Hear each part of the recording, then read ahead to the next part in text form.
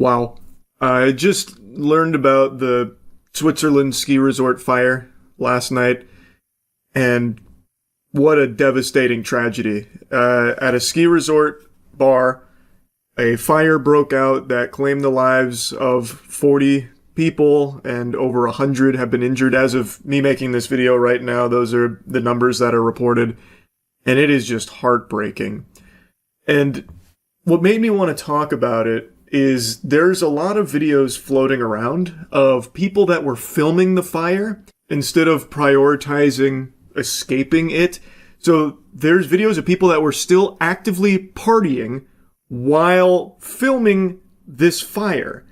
Like, there's still music playing and everything, and people just not taking it seriously. They're busy filming it for social media. And I can't believe it. Social media has reached the point where it overrides people's basic survival instincts. To see people actively still partying as the entire building is being engulfed in a blazing inferno is unbelievable to me.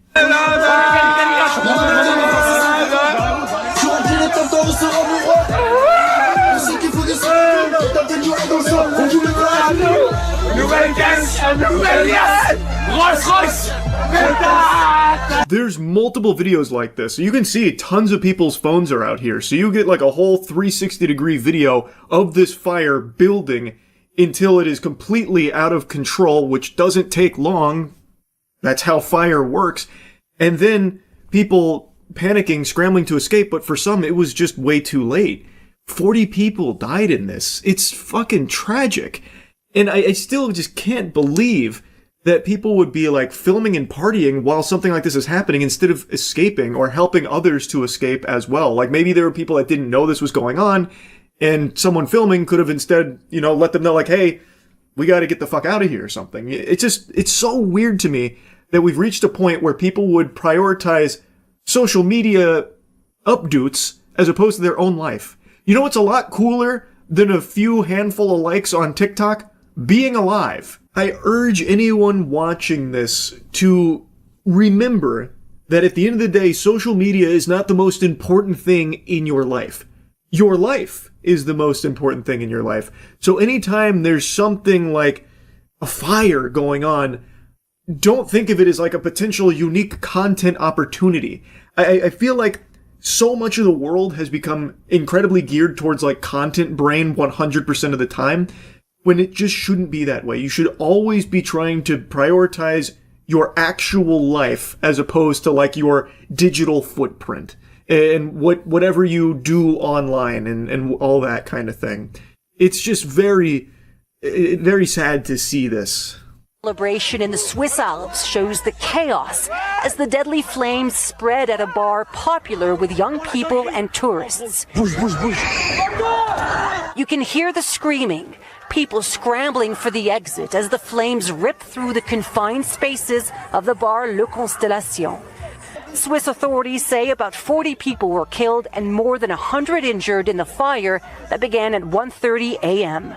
The cause of the blaze now under investigation. It's extremely hard to watch that footage. It's gut-wrenching. Now, in the news segment, they mentioned that the cause of the fire was still under investigation. As of me making this now, it appears they have a lead on it. They believe that sparklers were what caused it. The sparklers appeared to have led to what is referred to as a flashover incident where the fire spread very rapidly. Investigators would assess soundproofing foam used in the ceiling and whether anyone needs to be held criminally liable for the fire. The sparklers they're referring to are champagne bottle sparklers.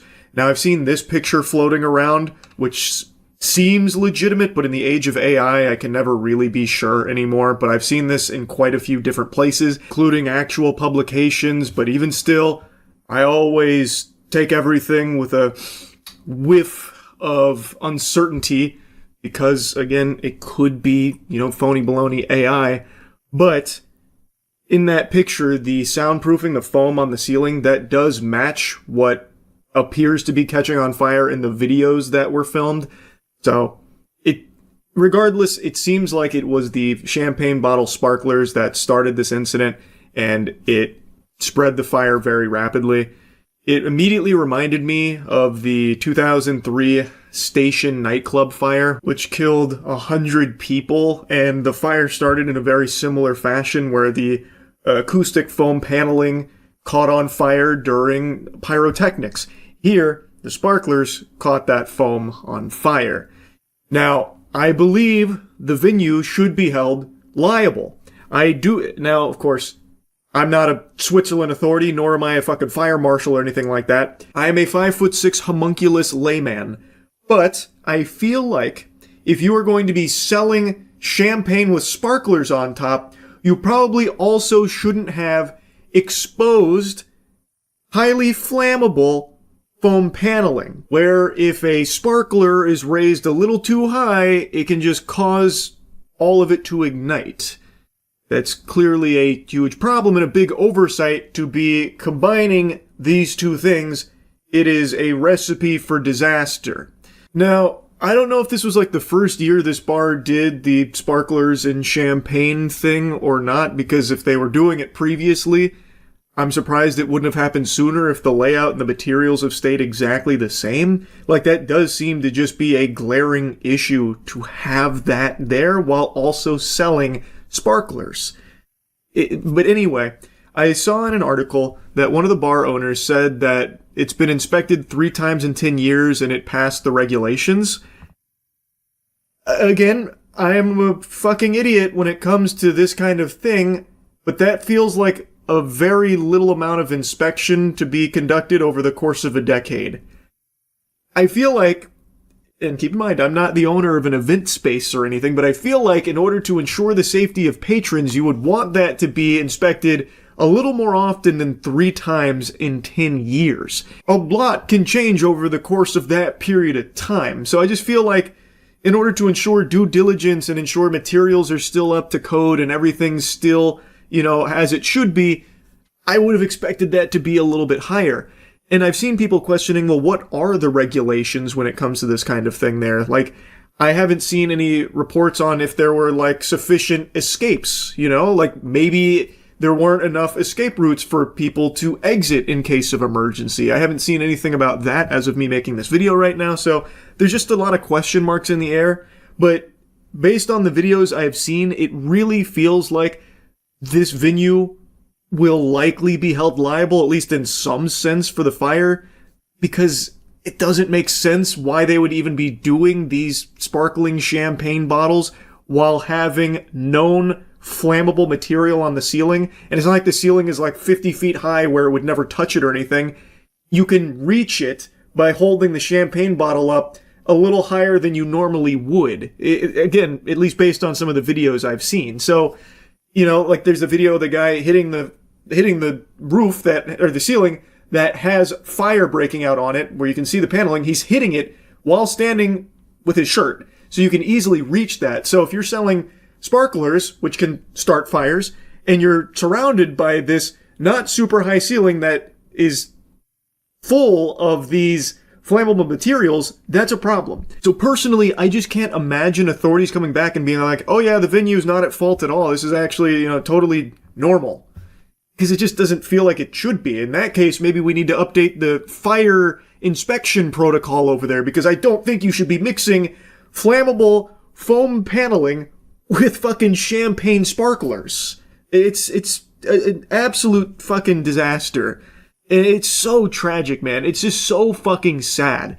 40 lives lost, over 100 people injured on what is supposed to be an extremely happy celebratory day. It's so fucking awful, man. Anyway, wishing the best for everyone affected, all families, everyone that survived it as well. Just terrible stuff. Truly awful stuff. That's really about it. So yeah. I don't know everything you've seen in your life, but I know one thing for sure that you have bore witness to. It was a 30-year-old man smiling. But, have you ever seen a 31-year-old man smile? Now you have. But what's making this 31-year-old man smile, you're asking yourself? What could this Neanderthal possibly find joy in? What's making this caveman express a grin like this? Well, it's because he found the best FPS out at the moment, and he's been playing it a lot. And I already know what you're thinking. You think you know what game I'm about to speak on. Because the Battlefield 6 beta's out and everyone's having a lot of fun. It turns out it is actually really good. I'm also liking it. But you'd be wrong to think that that's the game I'm referring to here. I'm actually talking about a little bad boy, a little humdinger called The Finals. I actually played this game during its tech test and I really enjoyed it. I saw a lot of potential with it, but when the game fully came out, I made like a dog with its bone and buried it in the backyard of my mind. And I just hadn't touched it since, which was a huge mistake, a sin, really, on my gamer resume. Because this game slaps. It boggles my mind that the game isn't more popular. It's pretty shocking, actually. But it's true. Like a crack addict on the subway, this shit is slept on. I don't understand how, though. It is so good. I just revisited it for my gaming channel because I'd heard some people talk about it occasionally during streams like, hey, do you plan on checking out the finals? The new season it just came out and it's really good. And there was some glaze and even a little bit of hype around the new season, but it kind of petered out. But for the gaming channel, I'm playing like everything ever made. So the finals is something that piqued my interest when it got mentioned. So I hopped on there on a whim. And I had so much fun playing it. So now I've played it every day since. It really does feel like something new in the genre, which is very rare. It feels like such a fresh take on an FPS multiplayer experience. Now, that's not to say everything about it is totally unique. A lot of the abilities you'll see you've definitely used before, such as like a dodge or a turret that you can place, things like that. But mixed in there are also some things I know you haven't seen before, like a dematerializer, where you can like dematerialize a wall, a floor, pretty much like any surface, because the game has an extreme level of destruction. It is a core component to the gameplay loop where you will be strategizing around it. So like if you're playing two heavies and a light, you might want to consider like blowing up the top floor of the building where the vault that you're going to cash out is.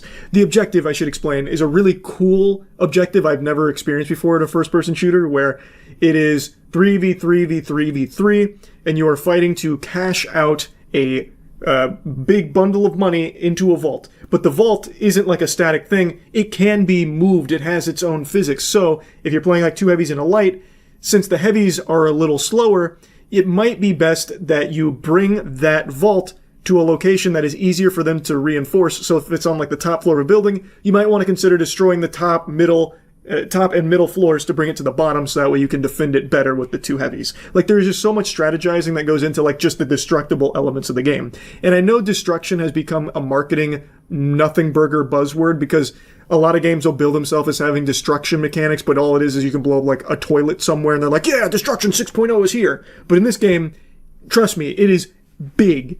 Like Battlefield 6 actually, in the beta, destruction is actually finally back in Battlefield in a big way, but I would argue the finals has even more of it and it's even more integral to the experience. Not to like compare the two, but I just want to make a mention like the destruction is really important here. But it's not like the main selling point. The main selling point is just how smooth the game is and how fresh everything feels. So, yes, there's going to be plenty of familiar guns and weapons, like melee weapons that you'd probably used before, guns you've definitely used before, abilities you've used before, but they're used in a new way in this game, and it blends so well. There's a really good video from a YouTuber named Kelsky, who just went over everything that the finals has to love about it, and I think he does a great job at capturing all of it. So if you want like a deeper dive into why I think it's the best FPS, I agree with a lot of what Kelsky says in that video. But I also wanted to drop you some of my random clips over the last couple days of playing the finals. These are in no like particular order. They're not even that impressive, but this is just the first time in a long time where I've really been like hooked on a first-person shooter multiplayer game. So I just wanted to drop these here and just put this game on your radar as something to maybe check out if you want like a fun first-person shooter to hop into. I saved it. Oh, I'm clutch. Pistol first. Tossing a frag.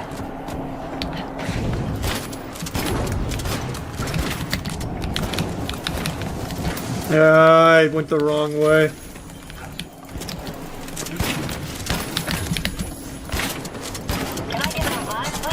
Clutch. I've learned. Yep. I've learned. I understand it now, baby. Huge. Solo team wipe. Well, not fully solo. Almost fully solo team to wipe them.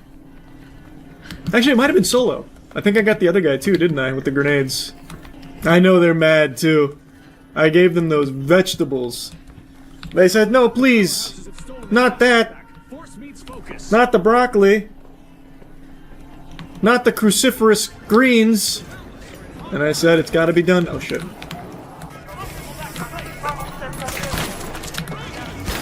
Got him.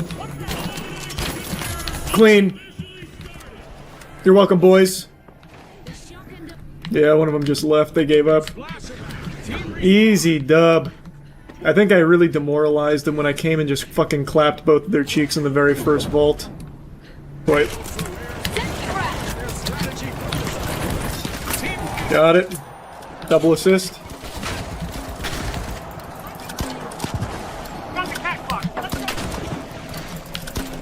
Oh, that was sad.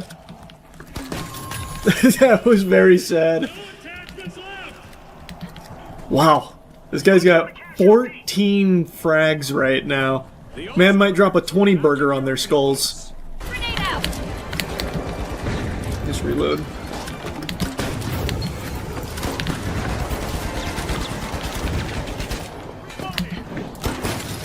There we go. I got him, I got him.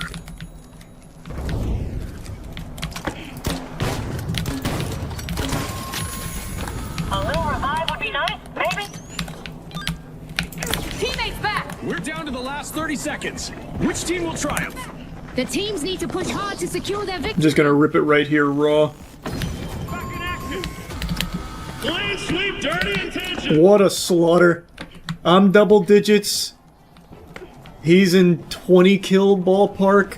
And our other guy still has 0. I don't even know how it's possible to have 0 right now with the slaughter we've been putting on him. It's been a full-blown hurtin'. Spread out, spread out, spread out.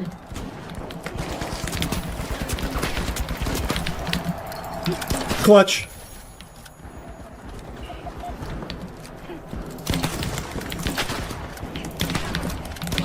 Oh, no, no, no! I had that too.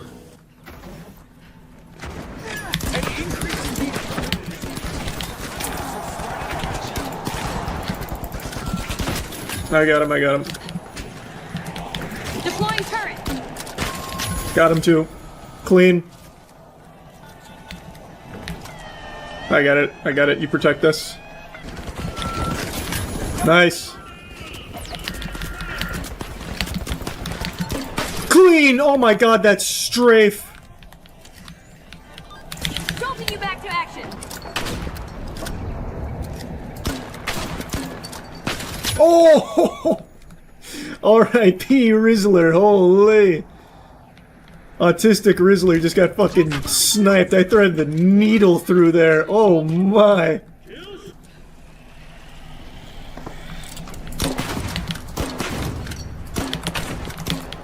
Got him.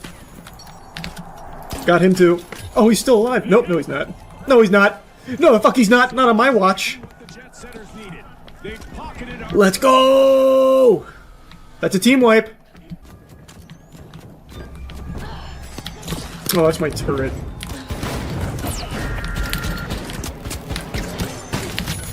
They run wild for resignation, violently. Clutch. A contestant Wakey, wakey, back to the battle! one after another. I've done it again. Huge clutch. Again. Ice in my veins. Gotcha. Team wipe. Fucking chicken jockey. I'm going ballistic. You should know.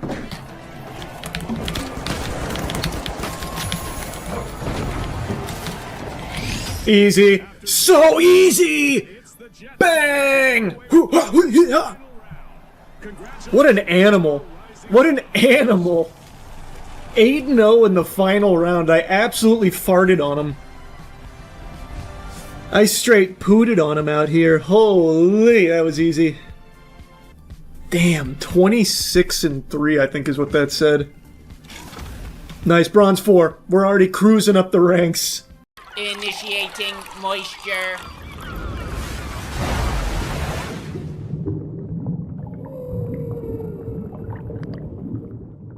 Scary stories to tell in the dark. How fucking nostalgic. Just that sentence alone is enough to remind me of the old days of the Scholastic Book Fair, short spiky hair, and leather jackets guaranteeing you pussy.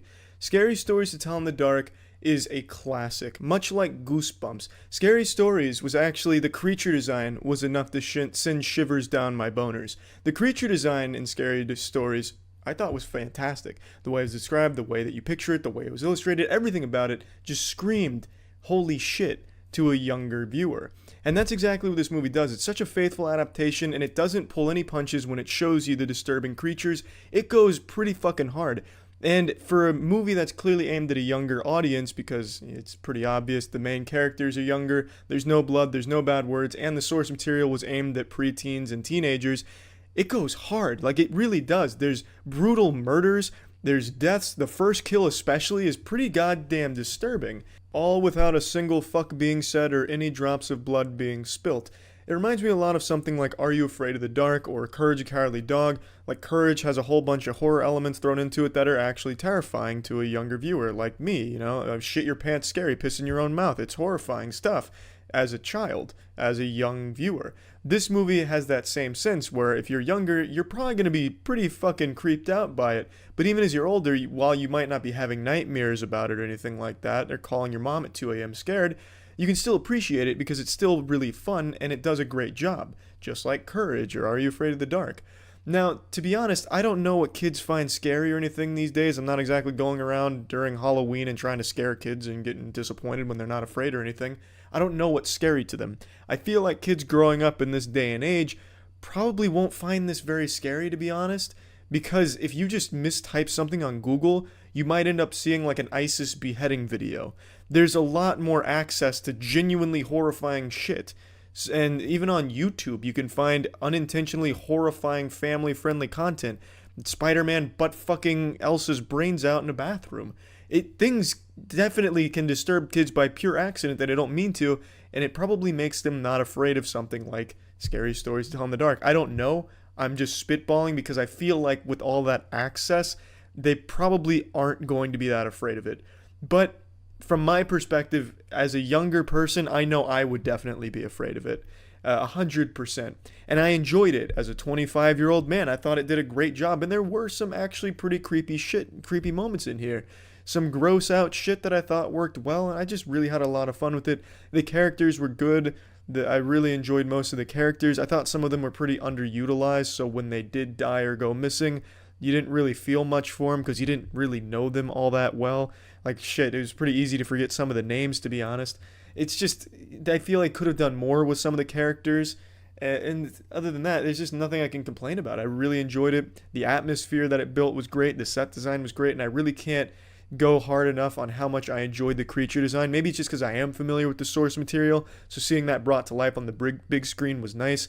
But I don't know, I just really liked that. And I know there's a lot of CG moments in here that don't land, like especially in the bathroom scene in particular. A lot of the CG just kind of looks a little Jimmy Neutron-y, a little goofy. But I mean, I wasn't expecting it to be incredible or anything like that. I wasn't even expecting it to be good, but I walked away really liking this movie. So plugging Scary Stories to Tell in the Dark into the Moist Meter, I'm giving this bad boy a crisp 70. I liked it a lot, and I hope it does well, because I'd love to see more of the classics adapted like that. I thought it was a really good attempt, a good job, really well executed, and I had a lot of fun. Jackson, I wanted to change the score. I think 70's a little low because I really didn't have anything bad to say about it, but I don't know if 80's right either, but I really liked it, so I'm going 80. So just go ahead and take the 70 out and place this in there. Plugging this shit into the Moist Meter, I'm giving Scary Stories to Tell in the Dark an 80%. I think there's a lot to like about it. That's it. So yeah. I just wanted to briefly give you the latest information in the David case and the murder of Celeste Rivas Hernandez. I know I've made a couple videos yapping about this, and it's a really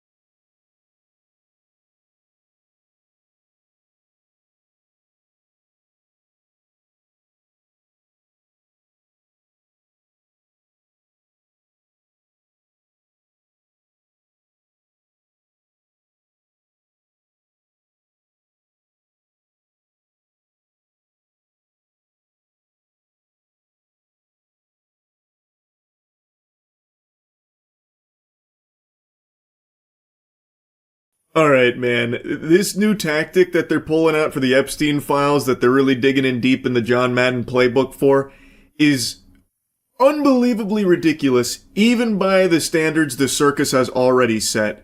This is like if I pissed on your head, but didn't even try and call it rain, I just called it piss. I just say, hey Buster, I'm urinating on you. And you're just supposed to like thank me for it. Last night there was a big bombshell breaking. All Epstein files released. Pam Bondi announces DOJ has released all Epstein files under the Epstein Files Transparency Act, including justified redactions and a list of high-profile names appearing in these documents. When I saw that fresh little nugget drop there, I actually thought that there was a huge Epstein file dump where they actually did unredact everything. Maybe Pam Bondi getting biblically smacked down at that hearing the other day and embarrassing herself actually did lead to these files coming out, the remainder of them. But it turns out that's just a fucking lie. That's just a big-time, full-blown fib.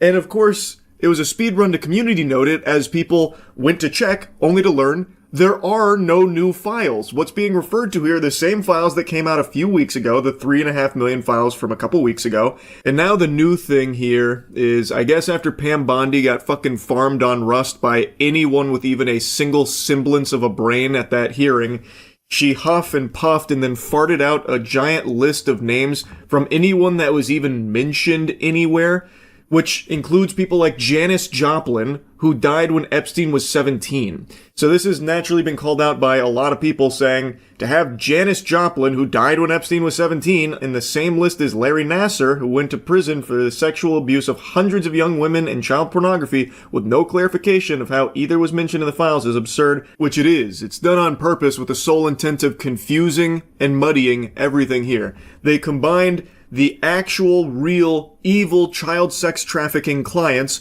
with just random people's names who appeared in emails like Janis Joplin. This is ridiculous, and it's just blatantly corrupt right in your face. There is no new files here. That is just a lie. Yet for some reason, it's being peddled by tons of people as if it's real. I guess they all got the call, so Alex Jones here preaching about how Pam Bondi just unleashed the full Epstein files. She dropped her trousers and took a shit on this whole narrative that the Epstein files implicate anyone in this administration. In fact, it backfired bigly on the left, on powerful Dims like Bill Clinton. And others busted while fake smears against Trump are bullshit. Vindication for Trump. It's crazy how Alex Jones, for years, was talking about this elite pedophile ring that was raping and torturing and killing children, and now he is finally proven beyond a shadow of a doubt to be right. He was completely correct on that, and now he has to pussyfoot around the subject, just tiptoeing, walking on eggshells because some of his friends are in there. Dude went from secretly filming Bohemian Grove to being best buddies with its members. So now, we all know that this is correct. Alex Jones could have taken a victory lap on this shit, but instead he's been preoccupied with 6'7" Labubu and whatever other dog shit that is, and anytime he mentions the Epstein files, he has to do so with Trump's cock in his throat about it. He only focuses on the most easy, low-hanging fruit of the Epstein files like Bill Clinton. Alex Jones explores the Epstein files like this with his hands over his eyes, really scared, making sure to put on the blinders so he could block out all of his friends' names, so he can laser focus on easy shit like Bill Clinton, who everybody knows is guilty in all of this. Real groundbreaking stuff, goober. It's incredible what a paid shill this guy is. And I just saw he's doing like a press tour about how all of this is the result of Trump, by the way. He went in there and said, you gotta release this now. It's time we fucking release everything unredacted. No more, softball in it. As if Trump was the reason this happened. Even after, for a whole year, Trump has been saying it's a hoax. It's not real. Move on, move on, move on. We gotta stop caring about this Epstein stuff. Does anyone still care about this? No one in America cares about this. Yeah, Alex, I'm sure Trump is the one that went in there and really strong-armed the release of anything. And again, Alex Jones is saying all the files are released now. That is just provably false. That is not true. There are no new files that Pam Bondi just released, Alex. It should be obvious to anyone paying attention, or even just a smidgen of attention. You don't even have to, have your eyes glued to it or anything. Even just glancing should be pretty clear, painting an obvious picture that the powers that be are using Alex Jones as a very convenient mouthpiece to regurgitate their shit and defend them, and do a lot of sweeping for them. We are in an era where you have this information at your fingertips, and they are telling you, disregard what your eyes can see and listen to us and nothing else. It's so fucking scary because people are willingly doing it. You can check yourself to see if there are new files that dropped, and it only takes a couple of seconds to get the real answer. No new files have dropped. You can find the truth yourself, and it takes seconds. And they know that, so they're relying on you just being too lazy and too blind and too much of a sheep so they can just feed you things and have you believe them without bothering to check. So they can just lie and say that Pam Bondi just unleashed the nuke on Epstein. All of it's right there, and it's only Democrats. Look at that. Backfired bigly. And you won't bother to check it yourself. It's craziness, and it sucks that it works so well. If you do bother to do any amount of actual research on the Epstein files, you'll find it's more than just Democrats. It's Democrats and it's Republicans. It's a ton of the world's most powerful people that have engaged in some of the most unthinkable evil actions imaginable.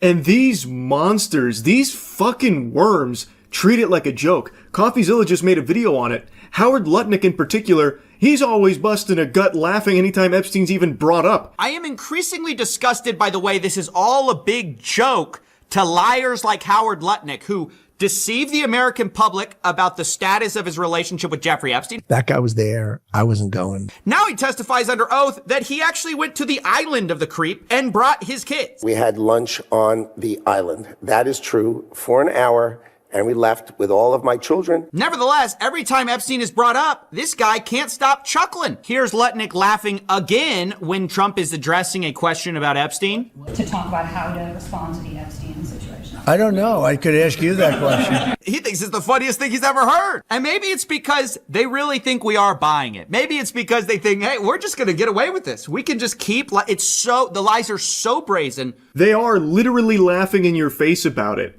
They know they're getting away with it. They're not even trying to hide it anymore. It's just so brazen, like CoffeeZilla said. And then you have people like Alex Jones that are just parroting that same shit like, everyone's absolved except for the people we don't like. And also, by the way, even if it was only the people you don't like that are implicated here and guilty, why aren't they being arrested? Ask yourself that question. Why aren't the people like Bill Clinton being arrested? Why is nobody getting arrested for the Epstein files? I know I've already said this, but even if the only people that were guilty in here are the people you personally don't like, why wouldn't Trump and this administration be going fucking full throttle, whole hog at them, trying to throw them in the slammer? Food for thought, I suppose.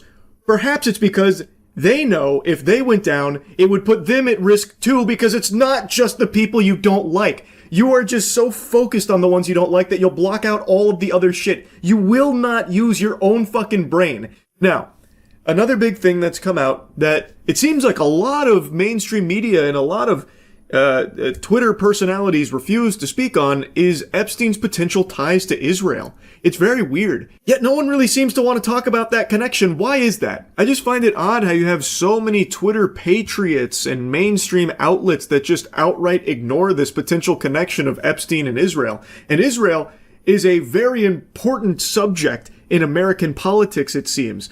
Politicians can't stop praising them, glazing them, and Trump in particular, his mouth has become a glory hole for Netanyahu. So don't you think it would be something worth talking about and investigating if there is potentially a tie between Epstein and Israel? I mean, I feel like that would be something that a lot of people would want to know more information about to find out if it's true or not or what's going on there. Because again, every politician in this country, this administration and even previous administrations love to bend over for Israel. I came into Congress 13 years ago with the stated intention of being the leading defender of Israel in the United States Senate. Right. And I've worked every day to do that. We need America to wake up and prioritize Israel and bring home Israelis and make sure we stand by our number one ally in Israel. That's right. What cause is dear to your heart? Cause is dear to my Israel. Defense of Israel. What is number one? I have said to people when they ask me if this Capitol crumbled to the ground, the one thing that would remain is our commitment to our aid, and I don't even call it aid, our cooperation with Israel. That's fundamental to Miriam Adelson is amazing. What she has done for Israel, for our country and for this world is second to none. Thank you, my friend. The sad truth is, for way too long, anti-Semitism has been allowed to grow unchecked in this country. Too many institutions have abdicated their moral responsibility to speak up. There's an additional 100 clips I probably could have pulled, but these were the ones that were top of mind, and I think it's pretty clear that Israel is an extremely important subject to the powerful politicians in this country. Fucking Ted Cruz goes as far as to say it's the sole reason he got into politics is to defend them. I've said it before, I'll say it again, I don't know how that's not treasonous. He is a representative in our country who is openly stating that his priorities are a foreign entity. Whatever, I guess. I suppose that's fine by today's standards. I don't really get how. And boy howdy, isn't that Nancy Pelosi statement quite the eye-opener. Even if everything crumbles over here, we will still find a way to honor our aid to Israel. We'll start botting in RuneScape if that's what it takes to make enough money to send it to Israel. Damn everything else here, that's the most important part. Pretty crazy shit, I would think. I feel like maybe I'm on the crack pipe here, but that should be a little concerning that the politicians that are supposed to be representing this country seem much more focused on the interests of another. But anyway, my point is, with the release of all of these Epstein files, even though hundreds of the files are just completely worthless garbage that are fully fucking redacted, just nothings, there is still a lot that remains that showcases a potential connection of Epstein and Israel. Now, of course, nothing's confirmed or anything, but shouldn't that at least warrant some kind of investigation, at least some kind of poking around? This administration is very blunt about how little they care about the Epstein files. They literally say that. Trump always talks about how no one should care about this and move on. And also, they're very open about, we're probably not going to look to investigate anything. There's nothing actionable in there. Whoops-a-daisy. Can't do anything about it. Sorry. And, of course, Perjury Patel just continues to lie about it.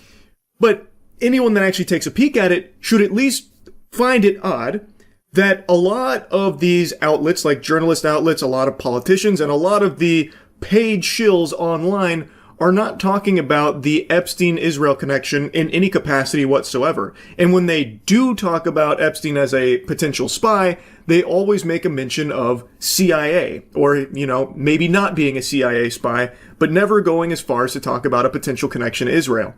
That should be very weird. Why is that something no one would talk about when Israel is such a huge piece of this country, apparently? Why wouldn't that be something that would be more discussed by the mainstream? It's all so blatantly corrupt. Anyway, just wanted to yap about this latest lie. That's really about it. See ya. I just saw 28 Years Later Bone Temple, and it is a significant improvement over the last one. Not that I thought the last one was bad, but I wasn't the biggest fan of it. This movie slaps. I think Bone Temple is extremely good, and I just read that it's not doing well in the box office and is projected at like a 13 million opening weekend, which is a 53% drop or something like that compared to the last one. And honestly, that's just a bigger shame than when they canceled the Men in Black cartoon series, because this movie is, I think, very good. I understand why people maybe aren't, flocking to the theater to plant their asses in the seats and watch this if they watched the last one and didn't like it all that much, because that movie, it felt like two very different movies that were sometimes clashing, and I didn't think it worked overly well. So I imagine a lot of people probably weren't super hyped to see it continued, thinking that it'd be, same song and dance again. Let me just put those fears to bed. It is not. This movie, I think, is much, much better. Another thing that I think is working against it is how quickly it's come out since the last one. It's only been 6 months. I think it's 6 months, somewhere in that general ballpark.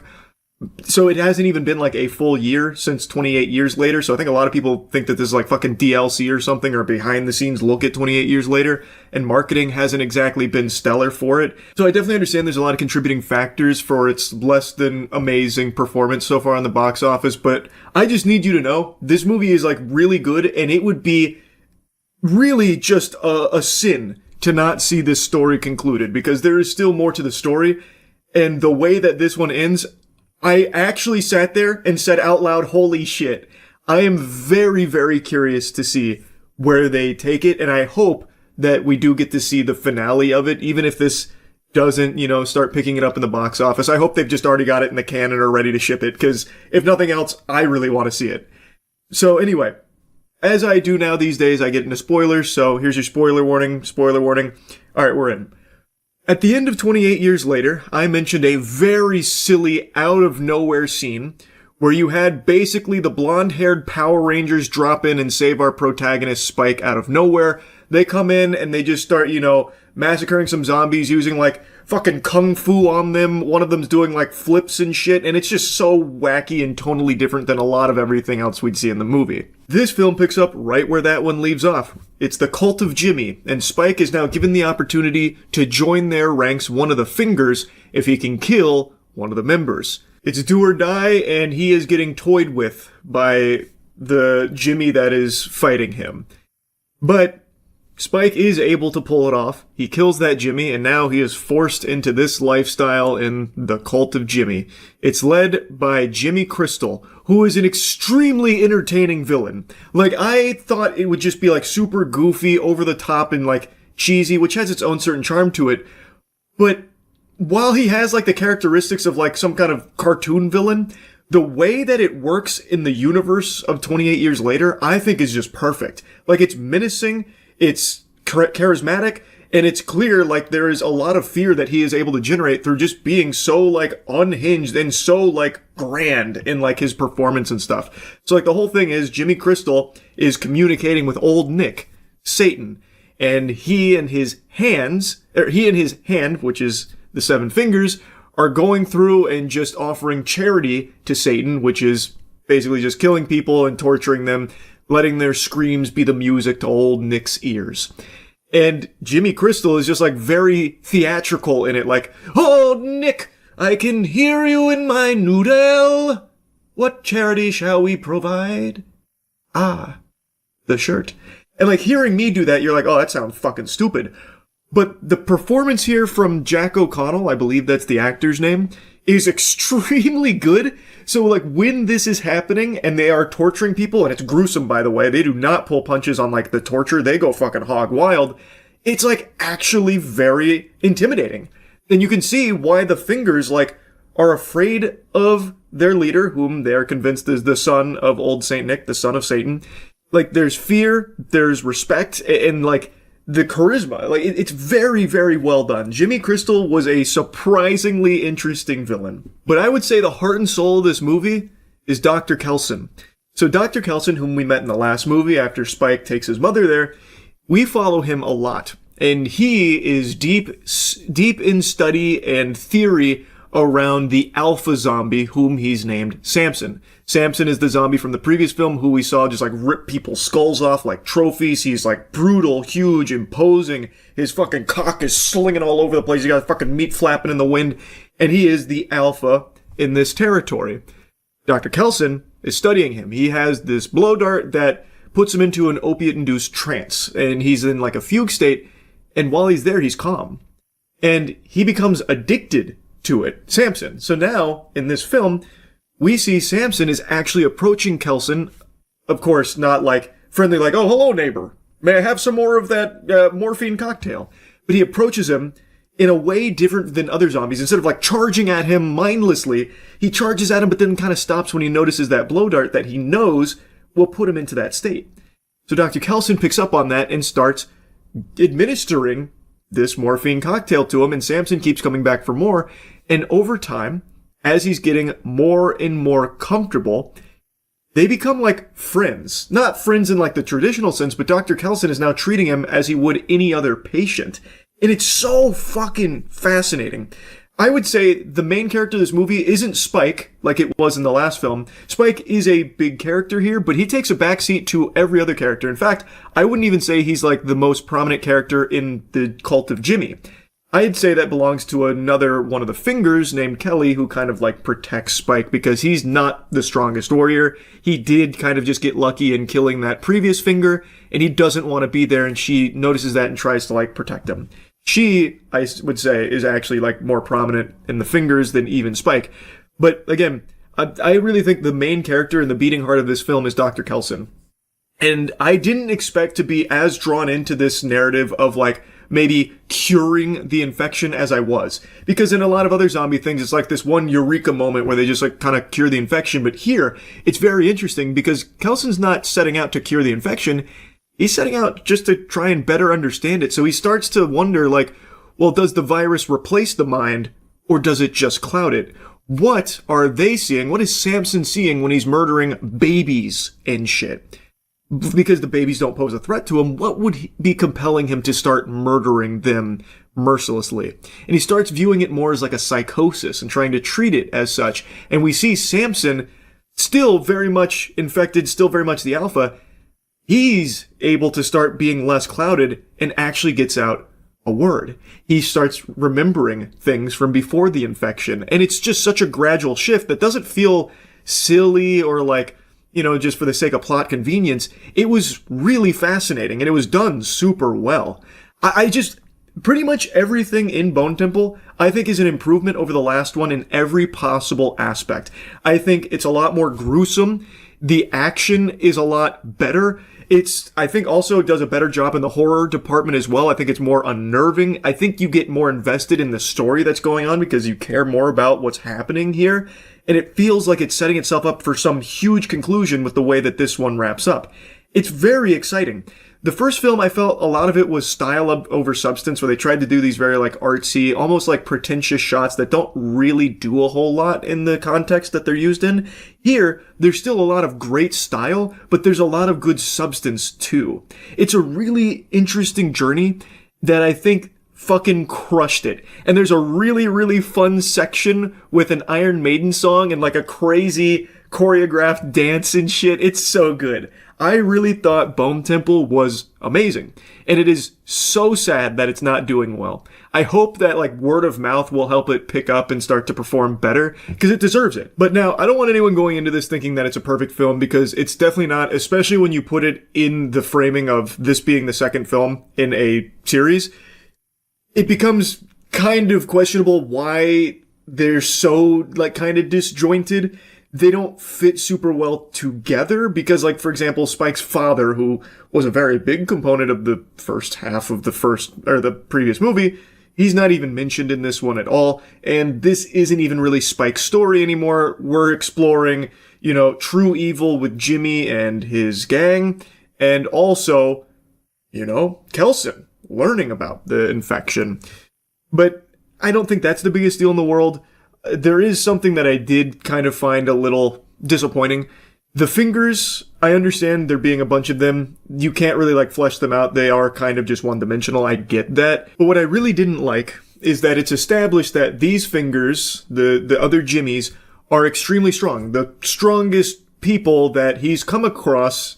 And in order to even be one of the fingers, they have to pass the initiation, which is killing a previous member, which is supposed to be very, very difficult because they're very adept at surviving and fighting. We saw them dispatch of zombies easily. They completely just massacre zombies. They massacre people effortlessly.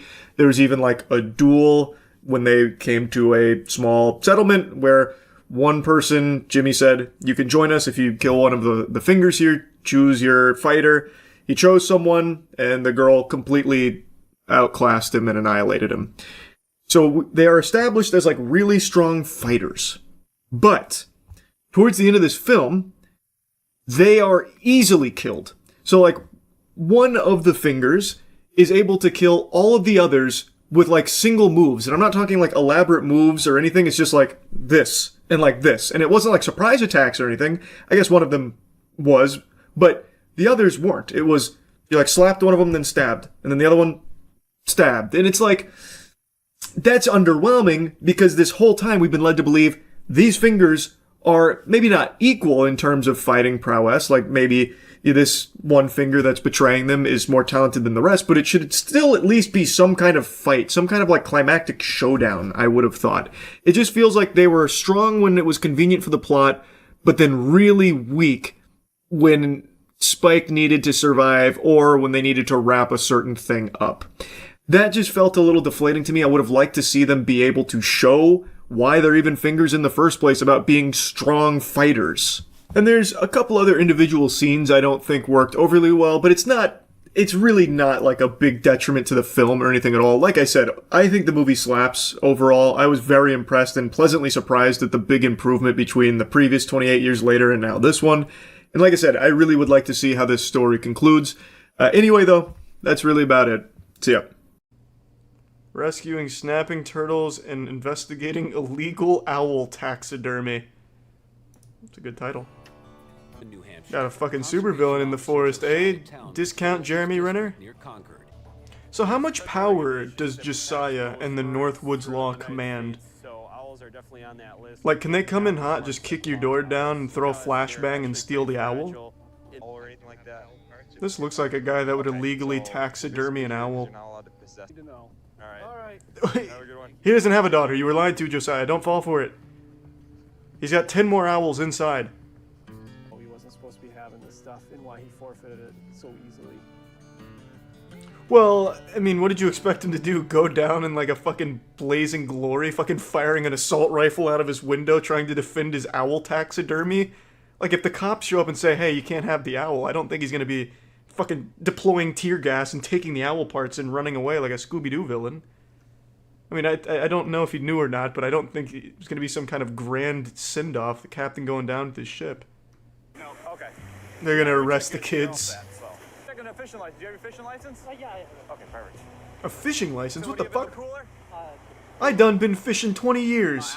Well, it's not true, I haven't fished in like a decade. I done fished for 10 years and never had a license, officer. You gonna put me in cuffs? How many do you have? I could count. These subtitles are way off, Jesus Christ. Okay, you're only allowed to have 5. If there are any deaf people in the chat, you've got to be very confused about him having caught so many baths. I'm gonna get an evidence bag out. Wow. Man. Is there a statute of limitations or something? Because, I might want to change my story about having fished for 10 years without a license. Swear to God, I didn't know, officer.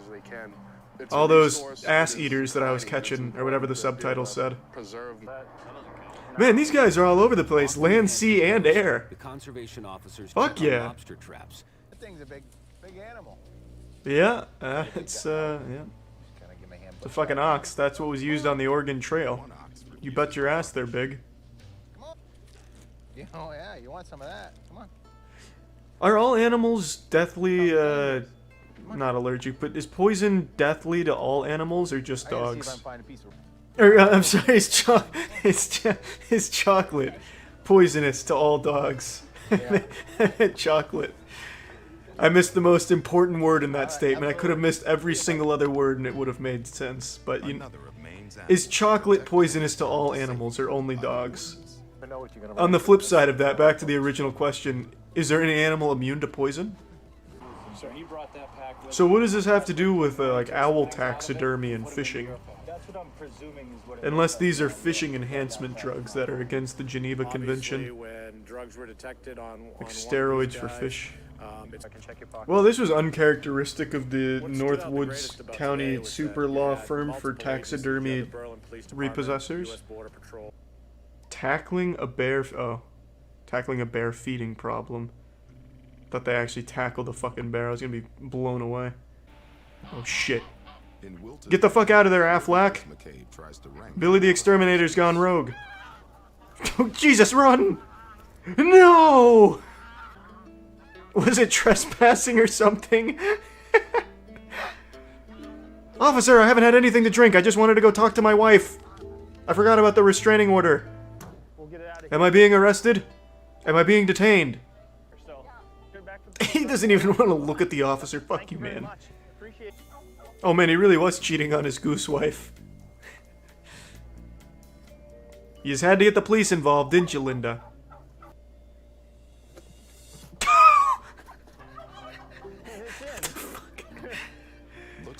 Surely there was a better way than atomic dropping it into the cage.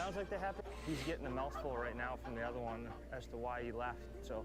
Yeah, I'm sure that's what he wants to hear. This is probably the reason he left. Great, more nagging, huh, bitch?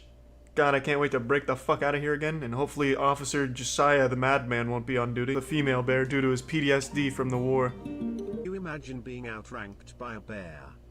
Yeah, I could absolutely imagine that. I already am outranked by a fucking bear in terms of combat ability. That bear would beat the shit out of me. We're all outranked by bears. Maybe not formally in the army, but in the food chain in a hand-to-hand combat fight, yeah. Down a tree. In the base of the tree, This looks like John Cena trying to go undercover. Two of them died, one was still alive. Oh, what are these, like, ferret bears? Can't resist the urge to talk about this. It's diabolical and just an abomination to what they deem justice here. It's a story out of San Francisco about an 80-year-old woman who was driving 70 in a residential area. She was zooming, reaching ridiculous speeds, like she was trying to travel back in time or something in the DeLorean, going 70 miles per hour, crashes into a bus stop, killing an entire family of 4 who were on their way to the zoo. And she's not going to prison for this. Her defense? I don't know what happened. Car just took off. And I guess that was enough. We learned the victims, Diego and Matilda, were celebrating their wedding anniversary and were headed to the San Francisco Zoo with their 2 young children before they were killed. They were waiting at the bus stop when 80-year-old Mary Fong Lau crashed into them. Matilda's mom, brother, and Diego's sister spoke to the judge about the pain and trauma they have endured and described Lau's request to reduce the felony charges to misdemeanors as insulting. It is insulting. It's despicable. The gall to even put forth this notion of reducing these charges to misdemeanors, that's unthinkable. The fucking shamelessness here is, it's sickening. She massacred a family of 4, blasting through a bus stop at 70 miles per hour without even an attempt to hit the brakes or swerve or honk the horn. What? And then she's saying she doesn't know what happened? Like what? Did she hit a fucking banana peel like it's Mario Kart and just lost control or something? This is craziness. And the news segment I'm showing you is a little older. The most recent update, even though the judge did deny that request, ultimately what happened is she's getting a few years probation and is banned from driving. She's not going to prison or anything. And also, on top of that, she's also being accused of hiding millions in real estate assets because she's also facing a wrongful death lawsuit from the family. So, according to the information here, she fraudulently transferred her ownership of 2 San Francisco homes in a commercial building to Nevada-based LLC corporations in August, which was not permissible under state law to transfer the property while facing the wrongful death lawsuit. This new lawsuit exposes an intentional scheme by Ms. Lau to place assets beyond the reach of grieving families seeking justice, showing an unwillingness by Ms. Lau to take accountability for her actions, the attorney for the victim's family stated. Lau's attorney, Seth, said his client reorganized her property holdings because she was advised to do so after meeting with legal, financial, medical, and mental health consultants after the crash. Yeah, I'm sure that's what it is. Listen, Miss Lau, I know this is a very traumatic period for you. You're the real victim here in all of this, and I think it's important for the healing process for you to hide all of your multi-million-dollar assets right now. It's going to make you feel a lot better, trust me. It's horseradish. This is just very clear baloney here. She is trying to hide those assets so that way they cannot get them. She is very wealthy. She is very wealthy. And this feels like a case of her being so wealthy that she's above the law. She killed a family of 4 with her dangerous, carefree driving, hitting a bus stop at 70 miles per hour in a residential zone. Lau's attorney asked the judge to consider her clean record and the fact that her husband died in a vehicle crash when she was 25 years old, becoming a widow with 3 children. But the judge denied that request. Judge, listen, there may be 4 corpses right there, 2 of which very young children. That's bad stuff. Big thumbs down moment, I get that. But have you considered that this is the first time I've done that? Can we put that into the equation here? What do you think? Oh, also, here's something entirely unrelated about a tragedy that I've experienced, back at 25 years old with my husband. Can we consider that as well? Like, that has nothing to fucking do with any of this. You killed a family of 4. It doesn't matter what's happened previously to that. There needs to be punishment there. There needs to be justice for the family. It's such a slimy, weaselly tactic. And then she goes a step above that by hiding multi-million-dollar assets so that way the grieving family can't get their paws on it, so that way it can be protected from them, so that way she never faces any real punishment. A few years probation and she can't drive anymore. That's justice? In the courtroom, the victim's family members questioned why Lau didn't hit the brakes or honk as she sped 70 miles an hour in the residential area where she crashed into this family. Lau's attorney said she was headed to her brother's house to take him soup and couldn't explain why the vehicle, quote, took off. Oh, I see. It's like that scene in that Fast and Furious movie where they hacked the cars and just fucking took control, assumed direct command of the vehicle, and forced it to go 70 miles per hour in a residential zone, and then crashed into the bus stop, killing a family of 4. This is actually her defense, by the way. She doesn't know how it happened. Oh, geez. Well, if she doesn't know how it happened, what are we supposed to do about it? How are we supposed to know what really went on here? You know, maybe it wasn't even her fault. Maybe this was like in Mario 64, that speedrunning phenomenon where a potential cosmic ray flipped a bit and caused that, one-time glitch to occur. Maybe that's what happened to her vehicle with the sun phenomenon, forcing it to go 70 miles per hour out of nowhere. If she doesn't know what happened, then what are we supposed to do about it? This is such a strong defense. We're powerless here. The real justice is making sure, she gets 3 years probation and the grieving family gets nothing. If I was putting myself in that place, I would never take this case to trial. I don't think a jury's going to respond to an explanation that I don't know what happened, so I killed 4 people. Huh. It almost sounds silly when you put it that way. The defense of, I don't know what happened, now 4 people are dead. Can I go home now? It's almost like that's fucking stupid. And yet, it's worked. I guess she had enough money where anything would work, so now she just gets off with the tiniest slap on the wrist imaginable. The Superior Court judge in the case indicated Lau will likely get probation and no prison time after factoring in her age, remorse, and lack of criminal history. The judge said she would likely serve 2 to 3 years probation and be banned from driving. James, the attorney of the victim's relatives, said they were appalled at this development in the crash where a single family, including 2 children ages 2 and under, were killed, saying, a no-contest plea avoids the moral accountability that this case demands. Yeah, I agree. That is avoiding the accountability this case demands. Also, factor in her hiding assets worth millions of dollars for the sole purpose of trying to protect them from a family that is suing her for the wrongful death of an entire family of 4 that she has killed. It's actual craziness to me. It's actual craziness to me. So you factored in her age and remorse, which, by the way, I don't really buy the whole remorse thing. Someone that's that remorseful, probably not immediately looking to hide multi-million-dollar assets off rip. That's just my hunch, right? That's how I feel. Like, if you're really remorseful, you're probably not immediately then bouncing to put your fucking real estate and properties into LLC shell companies. I would think, but who am I to say? As for the age statement here, her being elderly, I think the attorney said it well. He argued that if the defendant gets away with probation without prison time, that it would send a concerning message to the public that an older driver can get away with killing a family in a car crash and simply get a slap on the wrist. Age cannot become a shield against meaningful consequences when the conduct constitutes gross negligence and results in catastrophic loss. I agree 100%. That's a big amen moment from me right there. Just because she's a fucking octogenarian doesn't mean that all of a sudden she can get away with killing a family of 4 with no consequences. How does that make sense? So once you reach a certain age, you're just immune to consequence because you're just already old? What the fuck? Lau's family had urged the court for home detention and meaningful community and service as the punishment that fits the crime here. The crime of slaying an entire family of 4 through your reckless driving? That's what they thought justice looked like. The meaningful community service, by the way, I'm sure would be very, tough stuff. Picking up trash on the side of the road. But I'm sure, given her age, she's 80 years old, it probably wouldn't be that much. Maybe like 1 or 2 Twix wrappers and then call it a day. I mean, that's a hard day's work right there, and that's really setting her on the straight and narrow. That's really letting her think about what's happened here. It's just insanity. It's actual insanity. She killed an entire family of 4.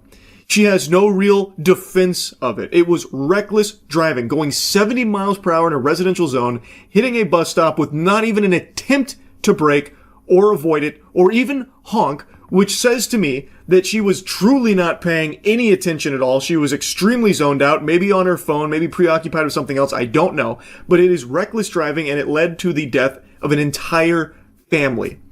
And then she goes and then she hides multi-million-dollar assets in order to try and protect those, it seems, and she is getting away with it. No real consequence. How is that justice? It's fucking absurd, man. It's insanity. I had to yap about this once I learned about it. It just blows my mind. Anyway, though, that's really about it. So yeah. Feels like it's been a while since the last time I covered a good old-fashioned Walmart weirdo, and I got quite a specimen for you today. It's a gentle sir who's going ballistic because, as I understand it, he was upset that there wasn't 3 managers in his section to complain to. I guess he really wanted to, like, run the gauntlet, like, wagging his finger at a manager. Customer's always right. You should know that, or something. Like he's going, like a sports player coming out of the tunnel giving everyone high fives. He wanted to go through and just give a bunch of fucking complaints to a ton of Walmart managers, I guess. And since they weren't there, he instead took his anger out on one of the employees. And apparently, the woman that was filming tried to interject to get him to calm down, which only fanned his flames of anger even more. You want to call me a dumb bitch again?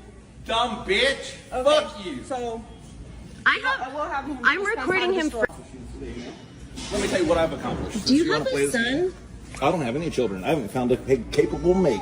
Oh, that makes a lot of sense. It sure as hell does make a lot of sense. That makes... Turned into like a pseudo-therapy session there for a moment. This guy just came over and just trauma dumped briefly.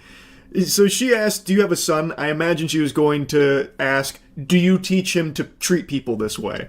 But he immediately took that question on the chin saying, no, I haven't found a capable mate. So he's like, he comes over here, yeah, I'm mateless, what about it? No mates? Is what it is, I guess.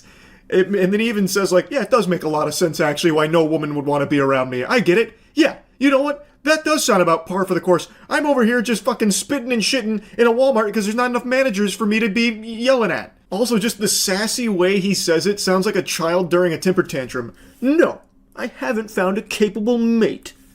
Oh man, it's pretty fucking pathetic. Anyway, though, he comes over after calling her a dumb bitch and then saying, fuck you. He marches over. He gets his phone out to start recording, which is a pretty common power move that dumb assholes like this try when they're getting, like, called out on something and then they try and, like, go into their defense mechanism of also recording. Like, I can do it too, look at this. So now he's recording her because he deludes himself into thinking that people will be on his side if they have his perspective from his camera. So after blowing up on a Walmart employee and then calling this stranger a dumb bitch and then saying, like, he hasn't found a capable mate, there's no woman on this planet capable of handling my seed. I'm a victim of my own masculinity. I'm too much of a man, and women can't handle it. But yeah, it makes a lot of sense why no woman wants to be around me. That I do get. Time to start recording now. Now it's time. I win. Here's my checkmate move. Tell me about your accomplishments today, ma'am. I can talk to them however I want. No, you don't even know what I was saying to them.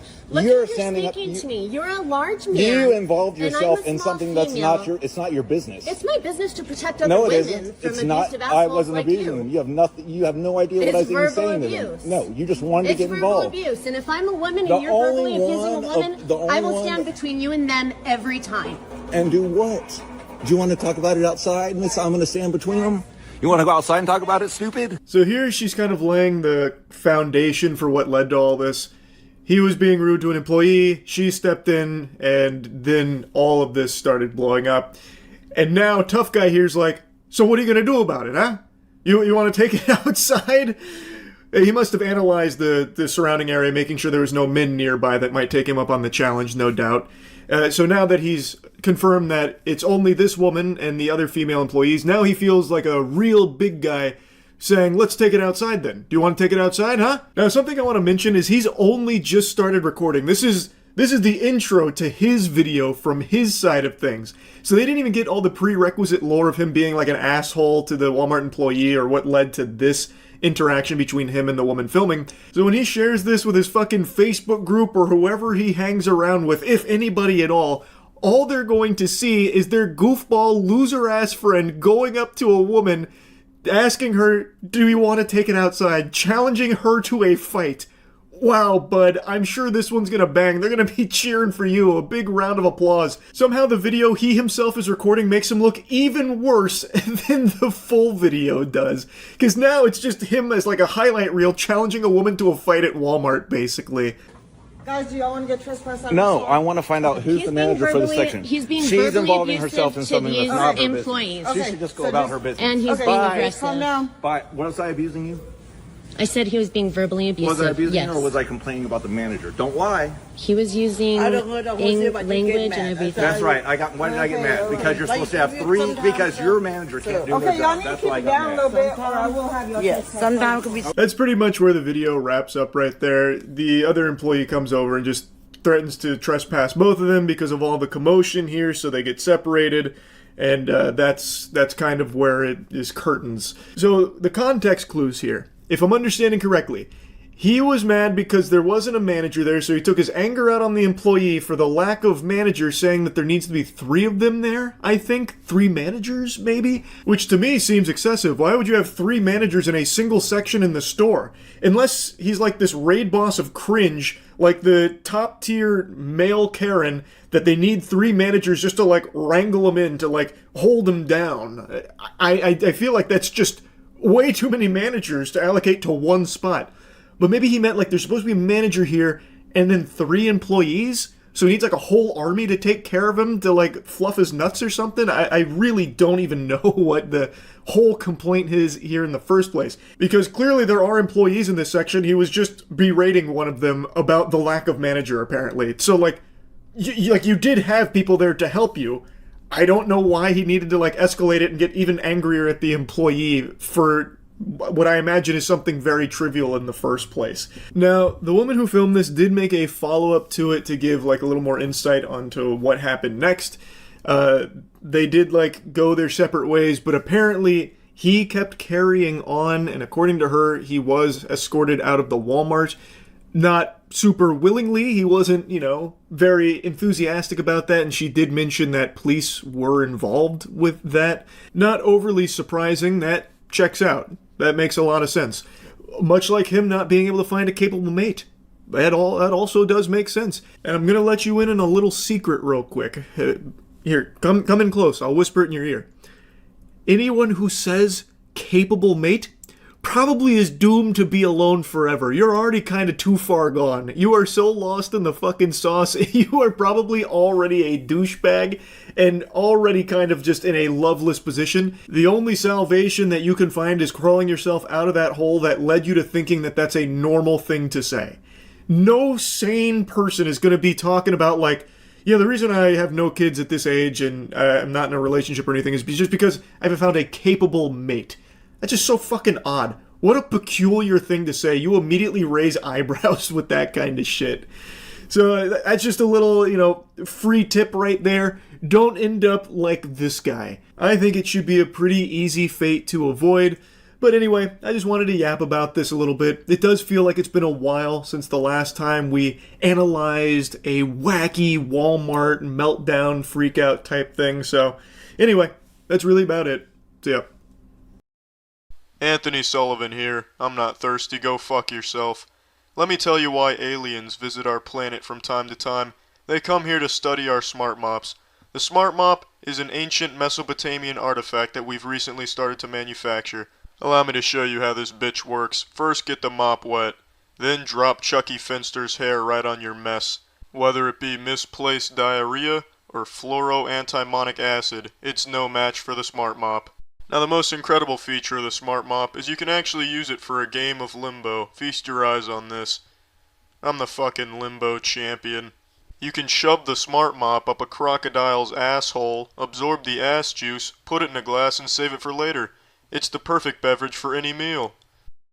Now picture this, you son of a bitch. There's someone going door to door selling sand. They drop it on your floor and try to clean it up by blasting it with ketchup. But then they sneeze and their titties empty their mustard tanks on your floor. How the fuck are you gonna clean that up? Now ordinarily you just call the Men in Black or brush it under the refrigerator. But with the smart mop you can pulverize that shit. There's no such thing as a mess if you own a smart mop. Here at Smart Mop headquarters we call messes smart mop snacks. No sweeping, no vacuuming, get ready to take a vacation, it's saving you time. You shit on your smart mop, it doesn't mind. You trying to drown your smart mop, you must be a fucking psychopath. It's also machine washable. Don't ever eat diapers again. It'll save you money on paper towels, then you can take that money you save and throw it in your trash can. The Smart Mop is the perfect weapon to slaughter string mops, sponge mops, and it can protect you if you're being hunted by a broom. You dropped lotion on your floor, but the Smart Mop is there to help. Your wood floor is dangerous, but the Smart Mop will make it safe. Is tumbleweed a problem for you? It's not for the Smart Mop. Here's a woman fingering a toilet.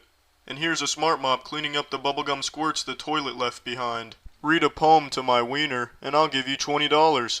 And I'll give you 3 super chamois cloths. You can erase milk with them, put them on top of the world's smallest rug. It's a $10 value that you get for free. You can now treat your Smart Mop to a $10 dinner. If you spend $20 on a Smart Mop, our company will get $20. And you will get a second set free. That is correct, you get 2 Smart Mops, 6 loaves of bread. That's a $50 fucking value that you can get for $20 fucking dollars. If you're looking for a best friend, you're looking for a Smart Mop. Initiating moisture.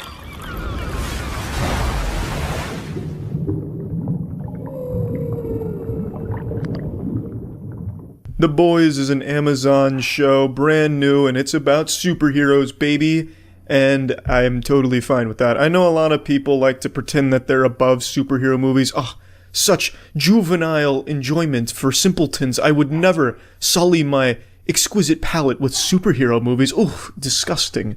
But then they still sneak out of the house late at night to go see the superhero movie to get their fix, scratching at their neck like a meth addict, because they're well-made movies and superhero movies are good fun. Unless they're DC movies, then most of the time they're super shitty and you'd have more fun doing anything else. But aside from that, superhero movies are just generally enjoyable, and this show tries to take it in a different direction, albeit it's still not even like an original spin on the superhero genre.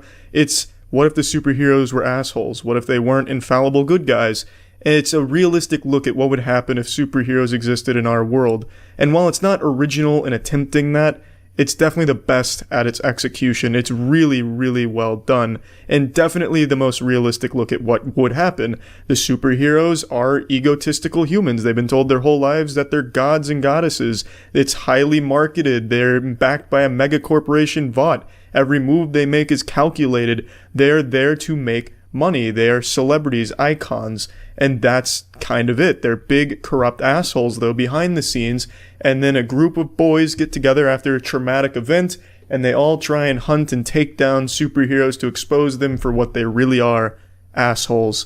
And also brutally murder them, just fucking fist them as hard as they can.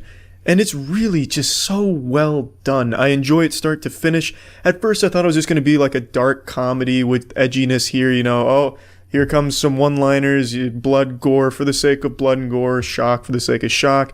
And there's even a scene with like a failed dolphin rescue that just really kind of screamed edgy for the sake of edgy. But as the show keeps developing, all of this really works in its favor, and there's so much more to it than just edginess for the sake of edginess. All of it contributes to the overall the plot, the themes. It's just really fucking well done. I found myself caring about the majority of the characters. They're really well written in my opinion. I do think some of the dialogue kind of falls flat, like the dark comedy attempts. Carl Urban plays Billy Butcher in this show, who's kind of the leader of the group of boys. Kind of the mastermind, the brains behind all of it, the scrotum to the penis, that is the boys. And I do have to say, I think some of his lines are just kind of shit. It's like some of the things he says, I'm gonna rip your hands off to shove them so far up your ass that you'll wave at me through your mouth. I think that kind of shit just screams like something he read on Tumblr. Not Carl Urban, obviously. I don't think he improv'd it, but the writers. Just looks like something he would have read on Tumblr for like an incel getting upset about getting killed in a video game. So it doesn't always hit its mark when it comes to like intimidating, badass dialogue, the kind of shit you'd expect a man who eats nails for breakfast and then chugs motor oil. It doesn't really always come across sound and solid, because sometimes you get kind of embarrassing lines like that. But I'd say about 8 times out of 10, you're always rooting for Carl Urban and waiting to hear the next intimidating line he drops to someone, and you love to see the way he handles business. A lot of it does boil down to just Carl Urban being great as Billy Butcher. He fucking kills it in this role. Probably my favorite role I've seen him in since Dredd. Speaking of which, we need a Dredd 2. Carl, if you're watching this, keep lobbying hard for Dredd 2. I'm right behind you, man. I'll be sniffing your farts till the end of time to get Dredd 2 out there. If you haven't seen Dredd, check that shit out. Great movie. But anyway, back to The Boys. I really just love everything about it. Visually, it looks great. For a TV show with 8 episodes, it's really well produced. I can tell they had a pretty decent budget for this, because they made this shit look really nice, in my opinion. The CG moments aren't corny like in a lot of shit. So I was kind of expecting to be like CW shit, where the Flash spins his arms and you get like little Microsoft Word fucking particle effects springing off of his fists. But here, the superpowers work really well, except A-Train sometimes. I thought that got a little goofy. But that might just be super speed. I think making super speed work in a movie is super hard, and the only one that succeeds is X-Men with Quicksilver. And the way they succeed is by just making everything else stop. So then he just moves at a normal pace, and I think that's a really clever way of handling it. But the X-Men movies are not very good, the modern ones. That's the only thing they really do right. Here, it does everything right, in my opinion. Occasional missing of the mark with dialogue and shit. Sometimes the decisions the characters make don't make sense, and especially towards the last couple of episodes, the decision making becomes really kind of fucking dumb. It suffers a little bit of anime syndrome in the last couple of episodes. What I mean by that is the anime cliche where a major character has a lot of information that they need to share with someone else or share with the group, and then for an inexplicable reason they decide not to, just for the sake of progressing the plot and keeping tensions high. You know, the classic, hey, Oni-san, why did you do this? What's going on? And then instead of saying why they did it and what's going on, they just turn their back and say, nothing. Nothing's going on. Even though if you just told them what was going on, things could have resolved right then and there. It's just, I don't like that. That's always frustrating to watch unfold, and you're always kind of rooting for the character to please just say the fucking information so everyone's on the same page, and we can go from there instead of having to work backwards, like showing a math problem how you got to the conclusion. I just don't like that. It's just, I feel like it's a little silly. But it's not very frequent in the show. Overall, I just find it to be super enjoyable. It shows you some uncomfortable shit. It shows you some brutal shit. It does get pretty dark. There's not always a happy ending, and I really enjoy that. As far as, you know, the dark, gritty take on superheroes goes, that's not new or original, but this does it the best by far. I enjoyed The Boys start to finish. And I'd also like to say Homelander in this show is basically the Superman, and he's pretty much the evil Superman, kind of what Injustice did, but 50 times better. Homelander in this show is fucking outstanding. A truly great character. Love every scene that Homelander's in. He just controls it. He just fucking grabs it by the tits and twists. He is really a great character. So plugging this shit into the Moist Meter, I'm giving The Boys a fat 90%. I really recommend it. It's 8 episodes, just really good fun. It's not gonna be some thought-provoking piece, you know, going to bed in cold sweats like, man, that really spoke to my soul. But it's just so goddamn fun, and you really do root for the characters sometimes, and there's just a lot of fun shit it shows you with good fights, real bloody shit, doesn't shy away from dark themes. It's just, it does edginess well. I don't like using that word edginess, but it really does describe the show in a decent fashion. It's really just fucking good, though. I really enjoyed it. That's it. See ya. How you doing? Good, how are you? Good. You got your driver's license on you? Yeah, I do. You do? Yeah. Where's it at? Right here. Is that Batman? Hey, he's got Batman hanging from there. Little Batman tie. Where's it at? That's pretty cool. The owner of this Batman was famous for dealing drugs. Phone for you. Okay. No problem. Well, I'm Deputy Davis, Lance County Sheriff's Office. Reason why I'm stopping is you failed to maintain your lane out there on the interstate. God damn it! An argument, and like it quickly ended. I'm sorry about that. Okay. I just I'm on my way to my grandma's house because she's about to have open heart surgery. Okay. Sorry, I'm just really worked up because my grandma and me we're best friends, and I'm just freaking out. Okay, you trying to? No, it's all good. That sounds terrible. My mom and my niece are over there in that blue car. Okay, where y'all going to right here? Right here, just the Dollar General. My niece had to pee. Okay. And whose vehicle is this? This is my boyfriend Ron's car. Your boyfriend's car? Yeah. And how long are y'all going to be in Florida? I don't know. I mean, well, he lives in Florida, so I'm going to be there for a few weeks. My mom and them will probably be down at my grandma's for a week. Okay. Hang tight for me just a second. We good? Done? No, not yet. Said he was in an argument. His niece had to pee, going to Florida for open heart surgery. His grandmother. But Let me talk to you just a second. Roll you in that phone. But everything's okay with you? You're not having a medical emergency or nothing like that, are you? I'm just worried about my grandma, and she's like 85 now. Sorry, I got my boyfriend on the phone because I didn't know if you needed to talk to him about the car. No, I don't need to talk to him. But there's nothing illegal in your vehicle or anything like that. That's why I'm nervous. No, I'm just nervous because, like, you know, my niece is right there, and I'm just trying to get down to my boyfriend and my grandma. Well, you never answered my question. There's nothing illegal in your vehicle, is there? Just a little bit of pot. That's what I thought. Step on out. Step on out. Sir, please. Undo your seatbelt and step on out. God, I'm about to go to jail. Damn. Please put the car in park and step out. Don't make this worse than what it is. Put the car. Am I going to jail? No, if you put the car in park and get out, it'll be fine. What I'm saying, do I have I don't have a warrant or anything? No, get out of the car. Please, sir. Look, get out of the car, sir. Do it. You're fixing to wind up in jail. Get out of the vehicle. Put the car in park, please. He's about to rip it. Bud, your car's not in park. Do not take off or you really will mess up. Please, put the car in park. I can't do this. There it goes. There it goes. No, he's getting away. He's getting away. Get out of the car now. Get out of the car. He's fucking zooming. Give me 10-3. Get out of the car. Out of the car. Get out of the car. Brett, back up some, bud. I got eyes on It seems like his story was real though, because someone else off camera yelled at him. Out of the car. Driver, get out of the vehicle. Get out of the vehicle now. Driver, get out of the vehicle now. Out of the car. Put your hands up and get out of the vehicle now. Sir, put your hands up and get out of the vehicle now. Put the car in park. I'm trying to sort it out right now. Sir, get out of the vehicle now. Put the car in park now, Brett. Hold tight just a second. Put it in park. Put it in park. That's a lot of decisions.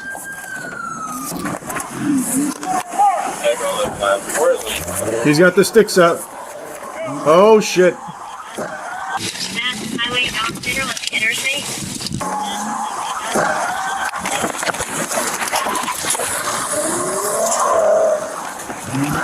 Is that how you're supposed to deploy that? Because I thought that still had the condom on. Is that not just still in its wrapper? I feel like perhaps like you take that off first, right? You rip it. Well, no. Like when he grabbed it here is what I'm saying. It's still in this, so I assumed like he'd be taking it out when he grabbed it from the trunk. But he's not. He ran over with it still covered. Or maybe that's just how it deploys. I don't know. Couldn't tell you. Maybe it doesn't matter.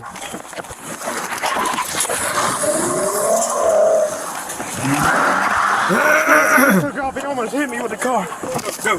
It is always in the wrapper, that's normal. Oh, okay. Can you make it out? Yes, I got her. Wow, guys, she's in the parking lot. She's headed back towards the intersection. I may have got him with the spikes. Clouds, we're southbound on the interstate. Or southbound 75. Whoever's in front of me, go ahead and move up and let me take me. I will as soon as I get a chance. He's got some flat tires. Man, that car's got some real get up and go to it. Nice, well, we have permission to go ahead and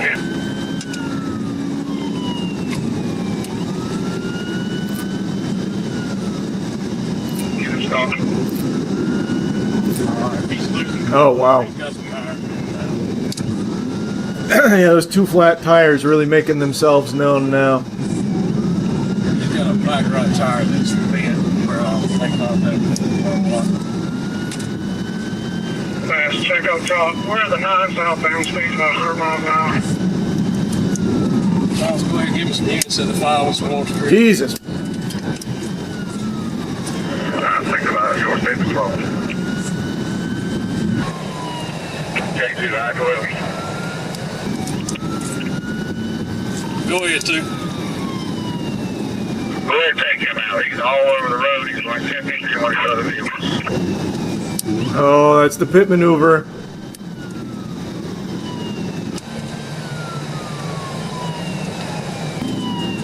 Take him now. We got traffic on, buddy. Oh, he's blocking it! Oh, he's blocking it! Oh, he's about to pit maneuver himself, actually. Holy. Well, fascinating. Good lord. Lines, every time I try to pull up next to him, he's trying to hit me. Wait till we get past the semi.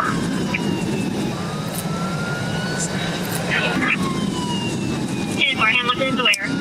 Is there a state patrol? Let him take primary. Let him take primary. Oh, this is Georgia State Patrol? Jesus Christ. The Georgia State Patrol chases are always the most chaotic.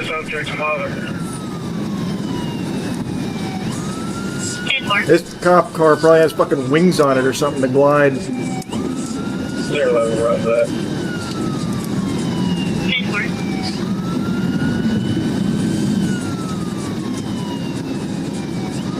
Too loud.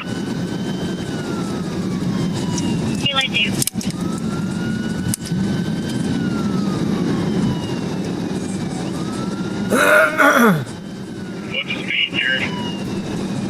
We're at 100 miles an hour. The moment immediately following the state trooper's pit maneuver, an officer calls out speeds of 100 miles an hour. Most agencies limit pits to speeds under 35, 45, or 50 miles per hour. Yep, that's Georgia State Patrol for you. They legit do that shit all the time. That's crazy. That is diabolical. It risks literally everyone's life on the road when they do that. Genuinely. And I was just saying that too, man. The Georgia State Patrol chases are always fucking crazy for that reason. They, like, actually treat it like it's burnout. I imagine this guy probably got hurt or worse. Probably won't finish that. That's brutal. No, he doesn't. Really? At those speeds? But make exceptions for cases involving lethal force. High-speed pits are risky by nature, but some argue they increase safety by limiting the duration of a pursuit, pointing out that long pursuits are often the most dangerous. What's the speed, Jared? We're at 100 miles an hour. GSP just pit. 1050 loud. Jesus. GSP just pit. 1050 loud.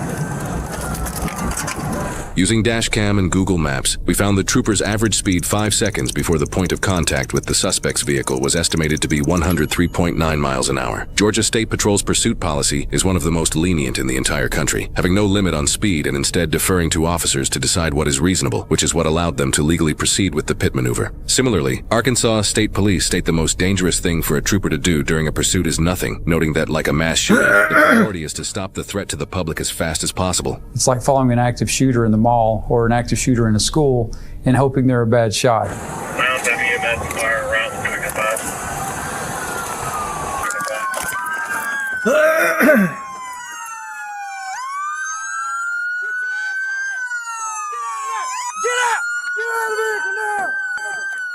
Damn, he really did tank that.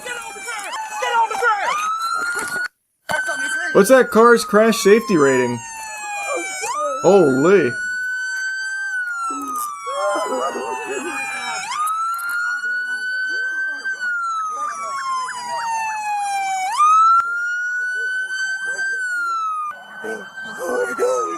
Man, at that speed, that's crazy.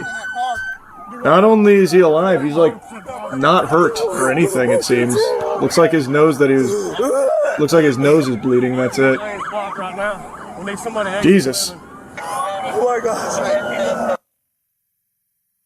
All that over a little bit of weed. There's probably more than that. Probably wouldn't have run if it was just that. All that over grandma. Oh, yeah. Assault on a peace officer, felony fleeing, eluding, felony purchase, possession, manufacturing, distribution, or sale of marijuana, and felony trafficking methamphetamine. He took a plea deal, pleading guilty to 1 count of aggravated assault on a peace officer and trafficking methamphetamine, while all other charges were dismissed. He was sentenced to 15 years, with the first 5 years being in prison and the remainder being on probation. He was also fined $1,500. I thought you meant further up. The Breaking Bad clip to top it off. How much was it? Like 9,000 or something? Yeah, so it wasn't the little bit of weed that he said. That's why he took off. So a low-level drug dealer. Probably. That's what it seems like. Or they just had he had an amount clearly meant to sell, but maybe he's a high-tier drug dealer, and he just had a low supply in the car at the time. But yeah, maybe he's level 1. Personal use, his face showed tons of picking. I don't know, man. Almost 90 grams. Personal use, quite a bit in the car. Maybe for grandma. Could be for grandma. You see the Godzilla -0 trailer? No, I forgot that came out. This is just the last one was so good. One of my favorite movies of that year. Phantom Blade 0 devs dropped a behind-the-scenes video with new gameplay. The amount of work they're doing has gotten me even more hyped. Exciting.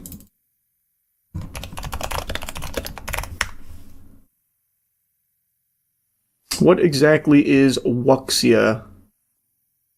Phantom Blade 0 director Soulframe breaks it down. Soulframe? That's For Digital example, Extremes. let's talk about the lion dance. Last year, we went together to Shenzhen to visit a master of the lion dance. Of course, that was just a vague concept. But this year, we have truly integrated it into the combat system.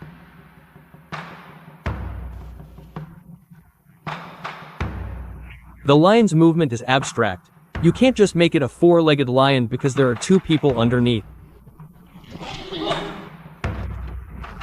It simultaneously possesses the combat style of a large-scale, long-range boss, yet at close quarters, it displays the style of a humanoid boss. For instance, God, this game really does look so fucking good. I'm pumped. When these elements are... Do they have just subtitles? They don't have subtitles, so I... combined, you get an experience... I see. The AI is just reading the subtitles. I thought this was the whole thing. I see. That's my misunderstanding of how this worked. I thought the whole system was putting the subs and reading it. Gotcha. I gotcha. No, I see now. Where is it? 在整个的动作游戏领域都有点耳目一新的一种体验。然后还有一个就是包括我们这次 TGA 大家非常喜欢的，我们里面有一个角色是醉酒剑法。眼见养生的时候，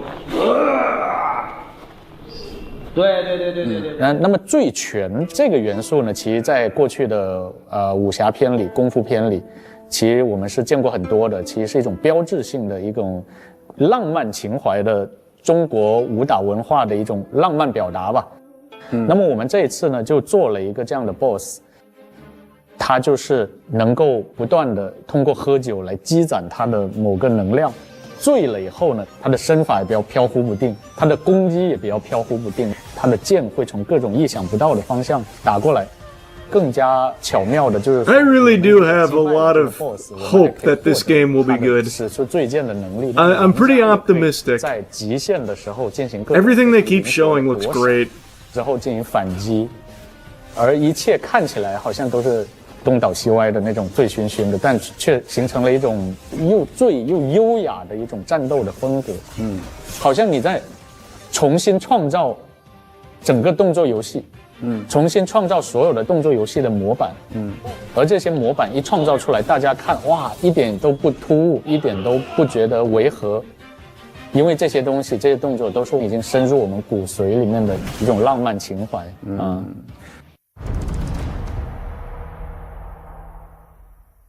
我们就常说武侠，对吧？它其实有2个层次，一个是武，一个是侠。那武是什么呢？武就是外在表现，就是所谓的动作。这个武打的表达，我们去年的时候应该是探访了很多门派。Man, that's just like some old school shit right there. Like going to the locations to learn the shit and then bringing it to the studio. I love that. Games used to do that a lot more often. I like that. 回到咱们这动物层面来，把它转化成游戏的数据。其实我们今年又有更多的这样的研究和发掘，就是如何把中国的传统的这种武术，还有传统的武侠电影、功夫电影里面的一些表达方式，能够用到游戏上来。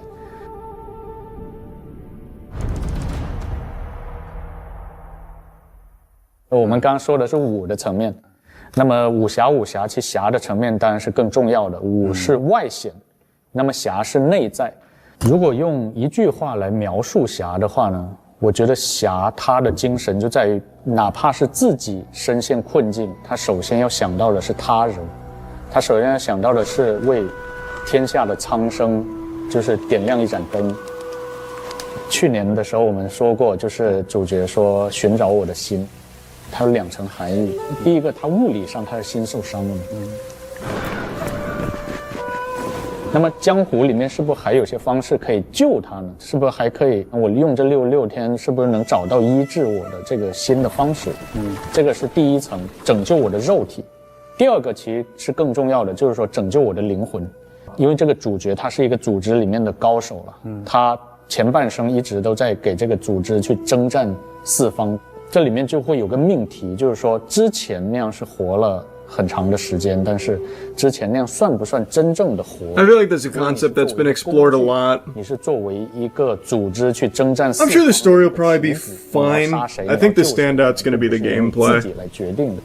那么在最后的66天，他就想自己真正的活一次，自己真正的活66天，要自己践行自己心中的侠义之道。因为侠它实际上就代表了什么？它代表的是平民。Yeah, I saw the new Insidious trailer. Dog shit. 草根精神的英雄。Please, take it.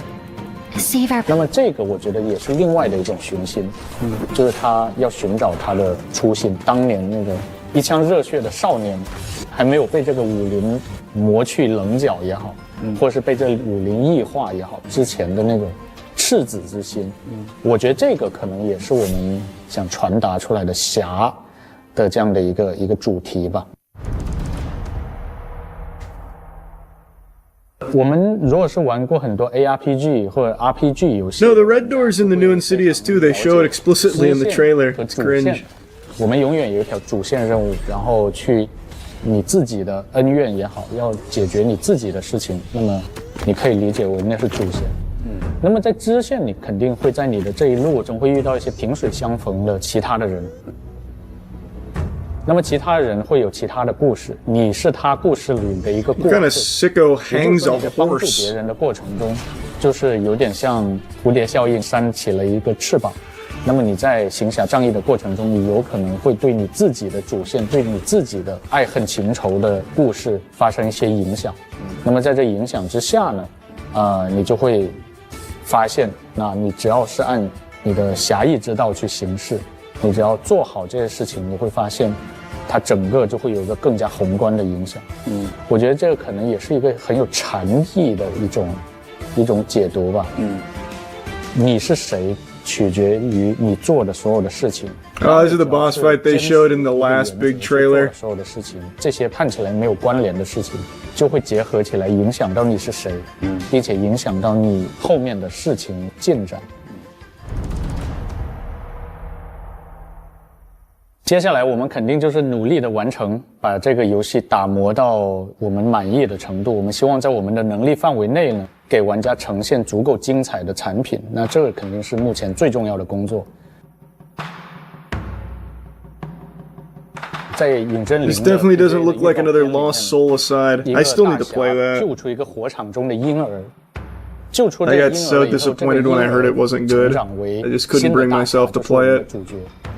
而在现实世界上，我们就像那个孩子，就像那个襁褓里的婴儿，以前的创作者传承下来的养育、成长的一个孩子。我们从小就是看这些武侠电影啊，看这些功夫片长大的，受到这种文化的熏陶和影响。最后呢，传承了这份精神，我希望把这精神用新的载体传播下去，向全球观众、全球的玩家打造一张新的名片。像最早的时候，李小龙功夫这个词拿到了好莱坞，然后现在功夫、康复，这甚至都已经变成了一个普通的英文单词。我觉得，如果我们能够做到这一点，不管最后的商业的结果是怎么样的，我觉得我们都已经 I love that mentality, man. 所认为的成功。I like that. That's a lofty goal. What a crazy comparison to make. I like that a lot. The game looks great, and I really liked hearing from him. That sounded very passionate. Something genuinely ambitious. Like, the genre itself, this just seems like a really high-quality action game. But, like, what they want to do with it, I think is very admirable. I like that. I don't think it's like a genre-defining or genre-changing game from anything I've seen, but it looks like an extremely good one. Bro, Carl Urban replied to an IG post saying that's what Clara wanted. It's all over the boys subreddit. Carl Urban candidly fires back at the boys' Season 5 criticisms ahead of series finale. A video criticizing the boys' Season 5 from an Instagram account with the handle SoupyPoop69. What a name. Urban commented, "Stupid ass humor. Son, your handle is literally SoupyPoopy69. Oh, Carl, it's Soupy Poop, bro. Oh, humbled it. And FYI, Eric Kripke wrote this shit because it's what Clara would have wanted." That feels like he also isn't the biggest fan of the season. This isn't really like a shining endorsement. Like, it plays into the what Clara would have wanted meme, I guess, but not in like a really positive way. This part kind of goes hard, though. Anthony Starr keeps liking posts that shit on the show on IG. Does he? Does he really? I find that hard to believe. He posts like hearts and stuff on posts that criticize the direction of Season 5. If that's true, that goes kind of crazy. It is just not good. Like, it is a really, really lackluster final season, and it is by far the weakest season in general of the show, and there is no chance the finale can be satisfying. It's the last episode, and it feels like they're writing as if they have like 4 more seasons to go. It's very bad as a final season. But I won't get into spoilers. I'm sure I'll make something yapping about it when the finale airs, though. It's V1 and wants to make a theme park, like, what are we doing here? There's so many things I could yap about, but again, I'm going to refrain from spoilers. Well, I guess that in of itself is a spoiler, but I mean, it's kind of like an old one now, I guess, but regardless, I won't get too deep into it. You're going to review Masters of the Universe when it comes out? I don't know, man. I just don't think that looks very good. Like, I think it's just going to be a really forgettable mid-movie. Like, I don't think it's going to be fun bad or anything. To me, it just looks like a just waste of time. So, I don't know. Maybe. Probably not, but we'll see. Aren't like 70% of the movies you see in theaters a waste of time? Yeah, but like, I don't know that going in. Like, sometimes I go into them and I'm like, oh, this could be like fun shitty, and then it's just not. It happens. You had to know The Strangers Chapter 3 was going to be a waste of time. Yeah, but I'd already committed to finishing the trilogy, bro. That's super different. Plus, horror trash, like the slop horror movies, that's different. That's so different. I look forward to those. Those I have so much fun in. Even like the biggest waste of time forgettable horror parts that come out, like even those, I still enjoy. I just think Masters of the Universe is just going to be really eye-numbing. It just looks like it's a full CGI slop fest. It's just, I don't know. It's hard for me to get excited for it. How could you enjoy a movie like Night Swim? Very easily, actually. A movie about a fucking haunted pool? Are you kidding me? It's very easy to find things to like about Night Swim. In hindsight, I wasn't very happy with the 2 hours that I flushed down the shitter when I initially went to see it and got home, but like, looking back on it now, there's so much I could like about Night Swim. I love He-Man as a kid, had the action figures too, trailer really disappointed me. I never watched a ton of He-Man, but I had some He-Man action figures. So I don't have like a super close connection to the property outside of like some of the action figures I had. I forget, do you raw dog movies with no snacks? Absolutely. No popcorn, no nothing. That's psychopath behavior. No, it's not. I think that's very normal behavior. I like to focus on the movie. I don't want to miss anything. I don't want to be distracted. You don't want to spend $9 on a soda. That is true. Concessions are very expensive. Do you raw dog movies and TV shows at home with no snacks too? Yeah, man. I didn't know that was so uncommon. Actually flabbergasted. Don't understand. It's not like a freak show thing, the guy who watches shows and movies without food. I don't know. Just how it's always been. Like, I've had popcorn at movie theaters and stuff, I just don't actively do that. And I don't do it at home either. I eat, then go watch a show or a movie. That's odd. What the fuck? It's just super not odd. You just sit there in the theater or farming, also known as watching, I suppose, yeah. It's like really like, what's happened? What has gone so wrong? To be honest, odd, but I understand. I would hope you could understand. It's just watching something without doing something else at the same time. Holy fuck, this reminds me of like on TikTok where there was this trend where people put themselves in timeout for 10 minutes to detox. Too much stimulation, so they did a 10-minute timeout and they're like, fucking changed my life. I just sat there for 10 minutes. You can't multitask? I can, I just don't need to. It's just like, I don't feel the urge to like go get food anytime I want to watch something. I'll just like eat and then like watch something after. Yeah. We talked about that on stream like a week ago about the Disney cruise with the people that were filming like sea salmon there and all that. Yeah. Damn, I'm going on a Disney cruise later this year. What the fuck? I don't get it. How could anyone go on a cruise right now, bro? Every single cruise is exploding with disease. Like, diseases that you've never even heard of are spawning in on these cruises. How the fuck would you actually think now's the time to go on a cruise? Are you out of your mind? Are you insane? Low prices. Well, yeah, I guess at this point, yeah, maybe they've dropped the prices because no one wants to go on the Petri dish. I don't know. It seems like it's not worth the fucking risk at all, though. There was this guy visiting countries after political coup or big disasters. I remember that, actually. He was saying that it was so cheap to fly there, so anytime there was some kind of, like, big catastrophe in the region, he'd book a flight there. I know what you're talking about. Hantavirus been around since the 90s. It's not new, but to have a fucking hantavirus outbreak on a cruise is legitimately unfathomable. Bro, cruises are bringing in shit that no one would ever think is a possibility. They're inventing disease on these cruises. It's like the shit from Resident Evil Dead Aim. I couldn't imagine booking a cruise in light of everything going on here. Then there was the norovirus outbreak on one not long ago. Would I ever go on a cruise? I just hate the idea of cruises. I'm not exactly like afraid of cruises or anything.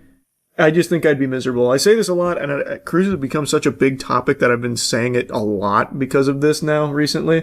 I just think it's miserable being stranded on a cruise. It's just a floating prison. You're just in a floating hotel, you can't leave no matter what, and the only things there are to do are swim, gamble, or eat. And you're surrounded by tons and tons of people at all times that you just can't get away from because it's just a shared space perpetually. You know that cruises stop in cities you can visit for a day or two, right? Yeah, but that's so... That to me is never a selling point. Who gives a fuck? If you want to visit those places, fly there. And then you're not fucking trapped and you're not beholden to the cruise schedule. That has never been a strong selling point to me for that. Says you. Hey, that's what I'm saying. I would never book a cruise because of where it's stopping like that. Absolutely not. If I was that excited about the place, I'd fucking white knuckle it and fly there. But there's nowhere that would get me to do that. You don't fly though, it literally should be a selling point. For me, absolutely not. No way.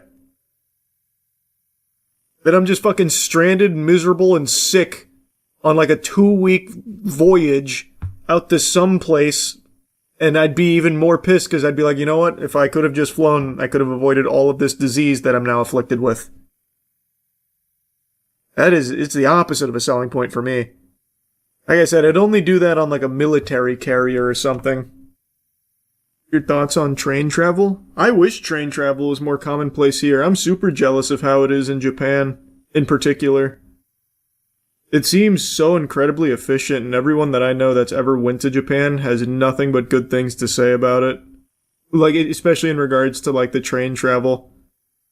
Everything is always precisely on time. It's extremely fast. It's extremely convenient. It's extremely clean, apparently, too. I'd love if we had shit like that here. I traveled by Amtrak from here to Pennsylvania once in, like, 2018, 2019, maybe. That was fucking miserable. The trains we have here are embarrassing. You can have the shitty-ass New York City trains where people shit on the floors and seats. Oh, true. Yeah, the subway in New York I hate. Been to New York 3 times. So I've rode on that subway. No fun. No fun at all. What if I told you there's been more train accidents than plane crashes? Oh, I'd believe you, man. That Amtrak ride felt like we were driving over landmines for 19 hours. And I did, like, the comfort seating, but turns out what that means, like where you're supposed to get like a bathroom and stuff, what that means is you're sitting on the toilet, so the toilet is literally in your cabin, you're sitting on it. So you open it up, take a pee, take a poo, so then the entire train just smells like shit. The entire 19 hours. Awful. Haven't been on a train, well, a long distance train since. Not just Japan, Europe has pretty good trains in each and every city, and you can travel between countries. I don't know anything about Europe trains, all I know is about Japan trains, because all my friends always sing the praises of it. And from what I see online about their, like, maglevs and all that. I'll take your word for it. We need a new popular form of travel, maybe like giant zip lines across states and countries. I agree, we're overdue for a new kind of travel. After the Hindenburg, I feel like we stopped trying. Zeppelins were a cool idea in theory. And we can't let one disaster stifle our creativity. We do need to dust something else off, I agree.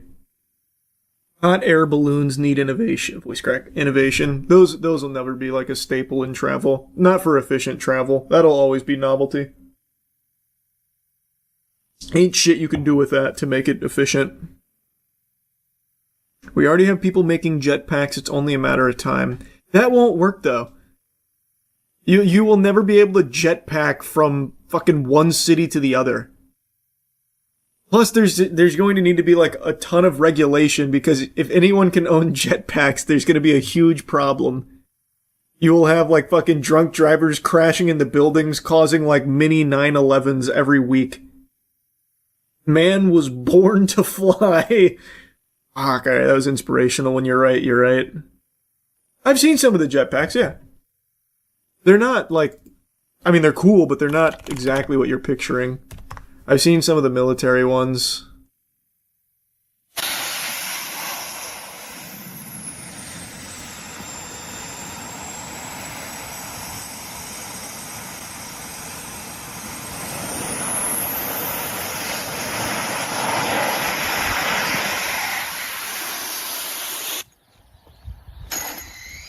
Not very sneaky. Well, it's not built for stealth.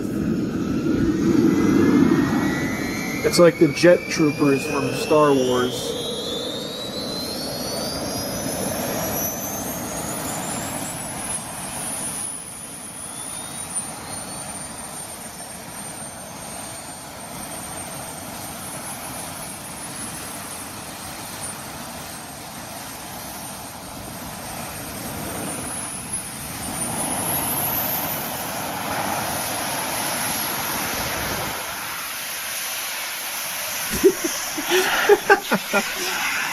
It's cool though. As a concept piece, it's cool. This is old news. Now we got the Unitree GT1 transformable mech suit for $650K. What's that?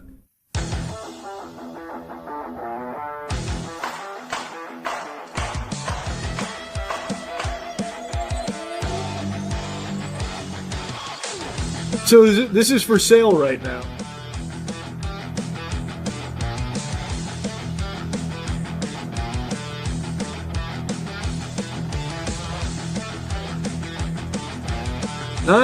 Doesn't look overly easy to get in and out of.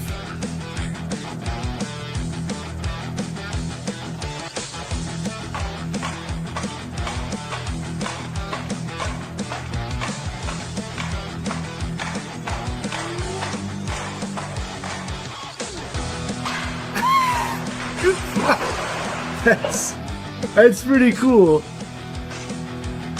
Oh, that looks disorienting. Oh, if I was riding in there and it was doing that, I would be so sick.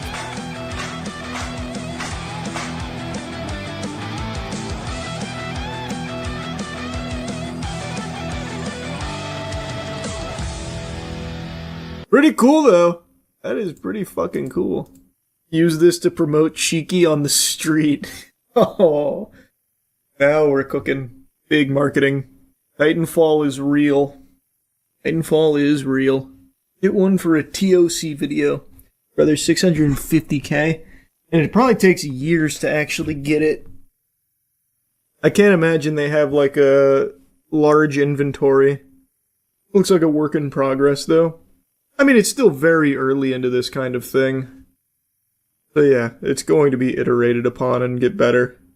It was a dummy guy when it was walking. Wait, was it?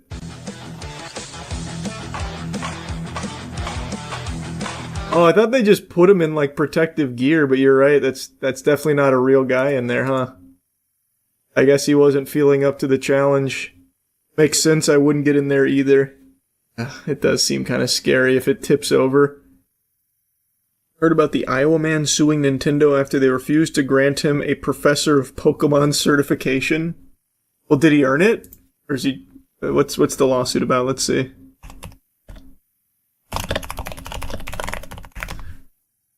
Iowa man sues Nintendo after being denied Pokemon Professor status. Does Nintendo oversee that? Council of Professors? He's taking them to federal court for allegedly refusing him to grant him Pokemon Professor status. Kyle Owens, 34, suing them, alleging federal antitrust actions that violate the Sherman Act. Lawsuit seeks a court order and injunction that would grant Owens $340K in damages and award him Pokemon Professor cert, restore his access to official Pokemon Professor tools, and enable him to host Pokemon events. I don't need the summary of Pokemon. Pokemon Professor program is not merely recreational. It functions as a structured certification and authorization system, granting official status, access to official event tools, the ability to host sanctioned card and video game matches, listing in an event locator, and opportunities that generate business traffic, customer attendance, product sales, goodwill, and commercial advantage. He alleges that on March 12, 2024, Pokemon Company International informed him he had passed the basic exam for rank of professor with a score of 100%. Holy shit, he's a prodigy. Court exhibits indicate the notice informing Owens had passed the exam also stated that before he could become welcome into the program and take his first steps as Pokemon professor, he would need to submit a background check. Uh-oh. Zoinks! The exhibits, made public in Owens' court filing, indicate the background check conducted on behalf of the defendants determined there was a pending arrest warrant issued by another state in 2022 for failing to appear in court on misdemeanor charges of disorderly conduct by engaging in fighting, possessing, repairing, or selling an offensive weapon, and criminal mischief through damage to property. So in May 6th of 24, Pokemon Company wrote to Owens informing him his application had been denied following the results of the background check. Oh man. The letter indicated that once the background check was completed, it was determined he had a score of 80% on the exam and failed the test for professor status. Oh. He claims he was denied cert due to an old low-level felony that was more than 10 years ago, and that the stated rationale for his denial was later changed to the 3 misdemeanor charges that do not show guilty findings. Claims it does not merely harm him personally, but reduces competition and consumer access by eliminating a qualified Iowa-based event host from the official organized play system associated with Pokemon. No, Nintendo has been successfully sued before. It's not often, but they have lost. I'm gonna be honest, I see no way Kyle squeaks this one out, but who knows? Who knows? Who would you rather go to court against, Nintendo or Take-Two? Probably Nintendo, I would say. I think Take-Two's a little scarier. They're a little more intimidating. I'd say Nintendo. I think it was 5 or 6 years ago now, we did an Oreo tier list. It was like 12 Oreos. All of them were S tier. We were like, this is trash, not posting this worthless tier list. So now we're revamping it with what appears to be like fucking 60 flavors of Oreo. Yeah, this is everything under the sun. Including from Japan exclusive Oreos. So yeah, now we're doing it big. Surely we're gonna find some stinkers. I should have worn my Oreo sweater for this, actually. We do have an Oreo outfit if you'd like. I thought you would wear your Oreo sweater. Yeah, I completely forgot to put that puppy on. The outfit we have in there is just an Oreo, like you would just be an Oreo. I'll pass. Yeah, let's just eat some Oreos, I think, then. Yeah, and I have an idea that none of these will be below A tier for the most part. But Oreos are just so good. They're incredible. Like, you can't fuck them up. The world needs it this time. We can't bury it again. Let's start with is that the classics right there? This is the classic. Right, just party size. Let's jump right in. And so what do you want to do? Like, we eat it.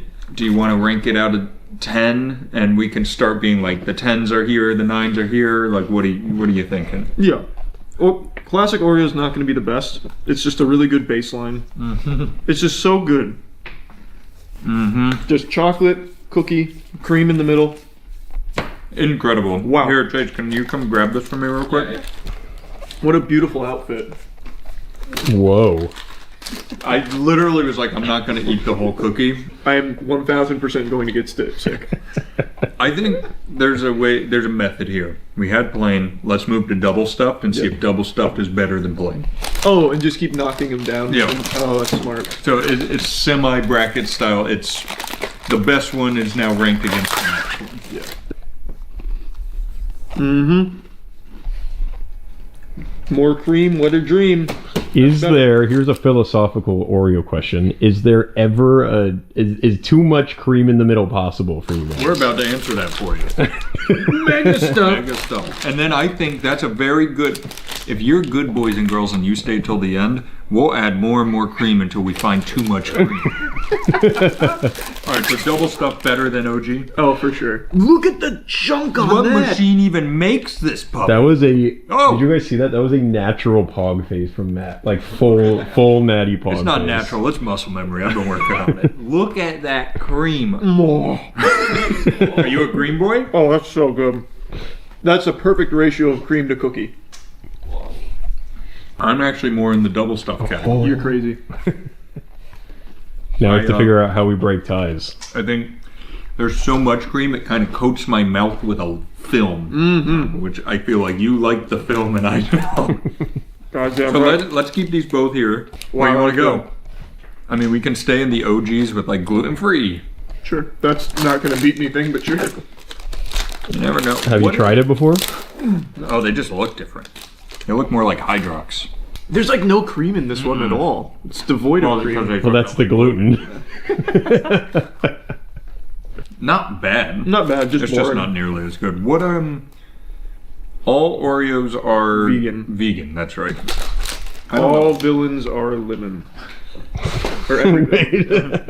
And do you want to say all things? Like, is that all one category? No, we can just keep bouncing around. All right, give me just Oreo thins. I've never even heard of these. Oh, right here. Oh. Are these new? No, I just don't think I have ever bought them ever. I don't know anyone who ever has because I've never even heard the name. How do you eat this without eating the whole thing? Like an Oreo for ants. Better than I thought. It's like an Oreo chip. It is. It's like it turned it into a cracker. Yeah. I like that. That's good. That's very good. Doesn't beat Mega Stuff for me, but that's pretty good. I agree. It's far above where I thought it would have been in my head. That's one of those things you put in the fucking lunchbox and you just, it's a nice treat. That is. You But would you could never also put just put Oreos in your lunchbox. Thinking on it now, you could also just put Mega Stuffed Oreos there too. All right, let's blow the fucking lid off this joint. Apple pie Oreos. I might actually hate that. I've never had them. I do find that some of the flavors get a little chemically. Oh wow, this looks fascinating. It does. I think I can smell them from here. It looks crumbly. It looks not good. Can't doubt Oreo, that's good. They taste like apple pie. They do. I know that's what they told me it would taste like, but wow. Like more than you would expect it to taste like apple pie. That's impressive. That's good. I would not reach for this over a normal Oreo. Oh, I absolutely wouldn't either. But very impressive. If you have like a cream allergy, well, you probably still wouldn't get those now that I think You have a cream allergy and would like that to flare up apple pie flavor. What's the one right in front of it? This? Yeah, is that pancake This or a is waffle? maple cream Oreo, otherwise known as crème à l'érable. They use real Quebec maple syrup.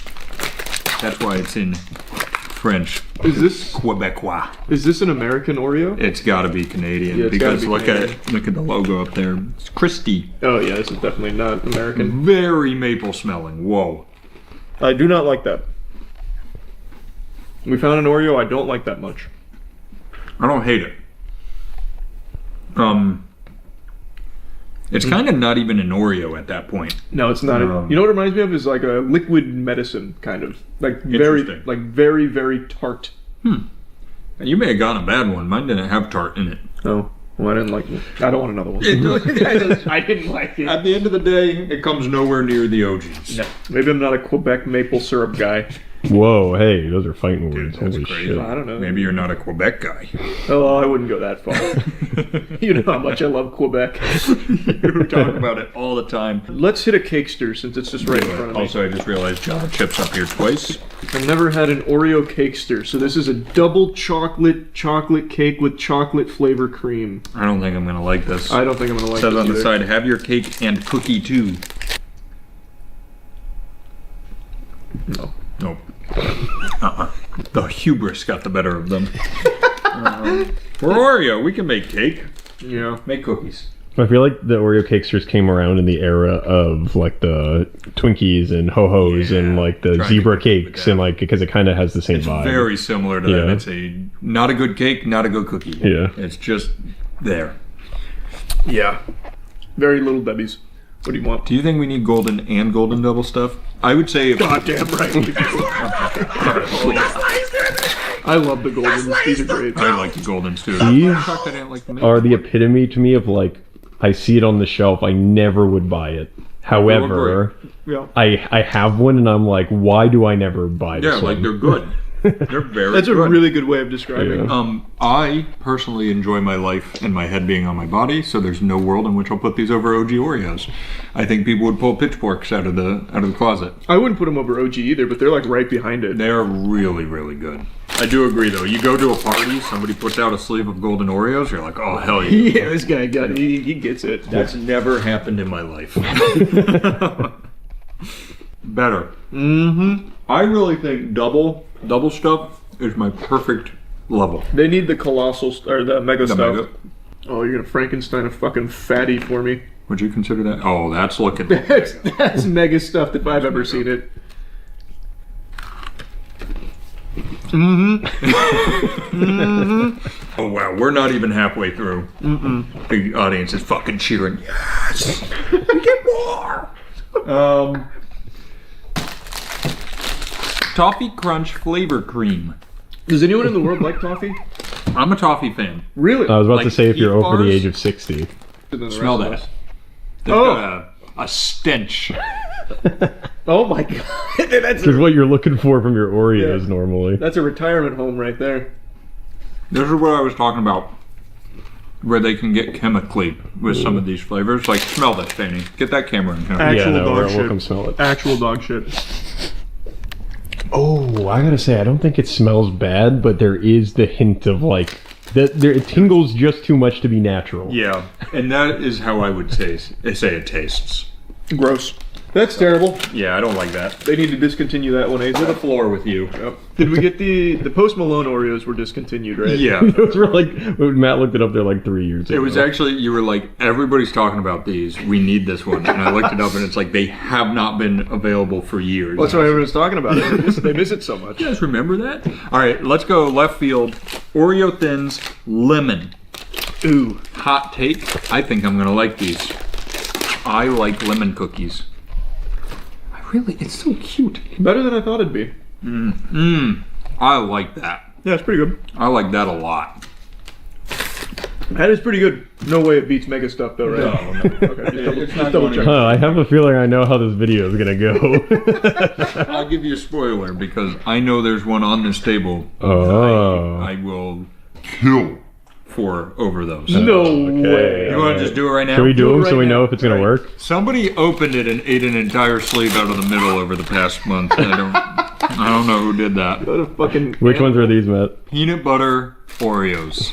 You get those, you dip them in some milk. I'm not a big peanut butter guy. No, this is gonna be terrible.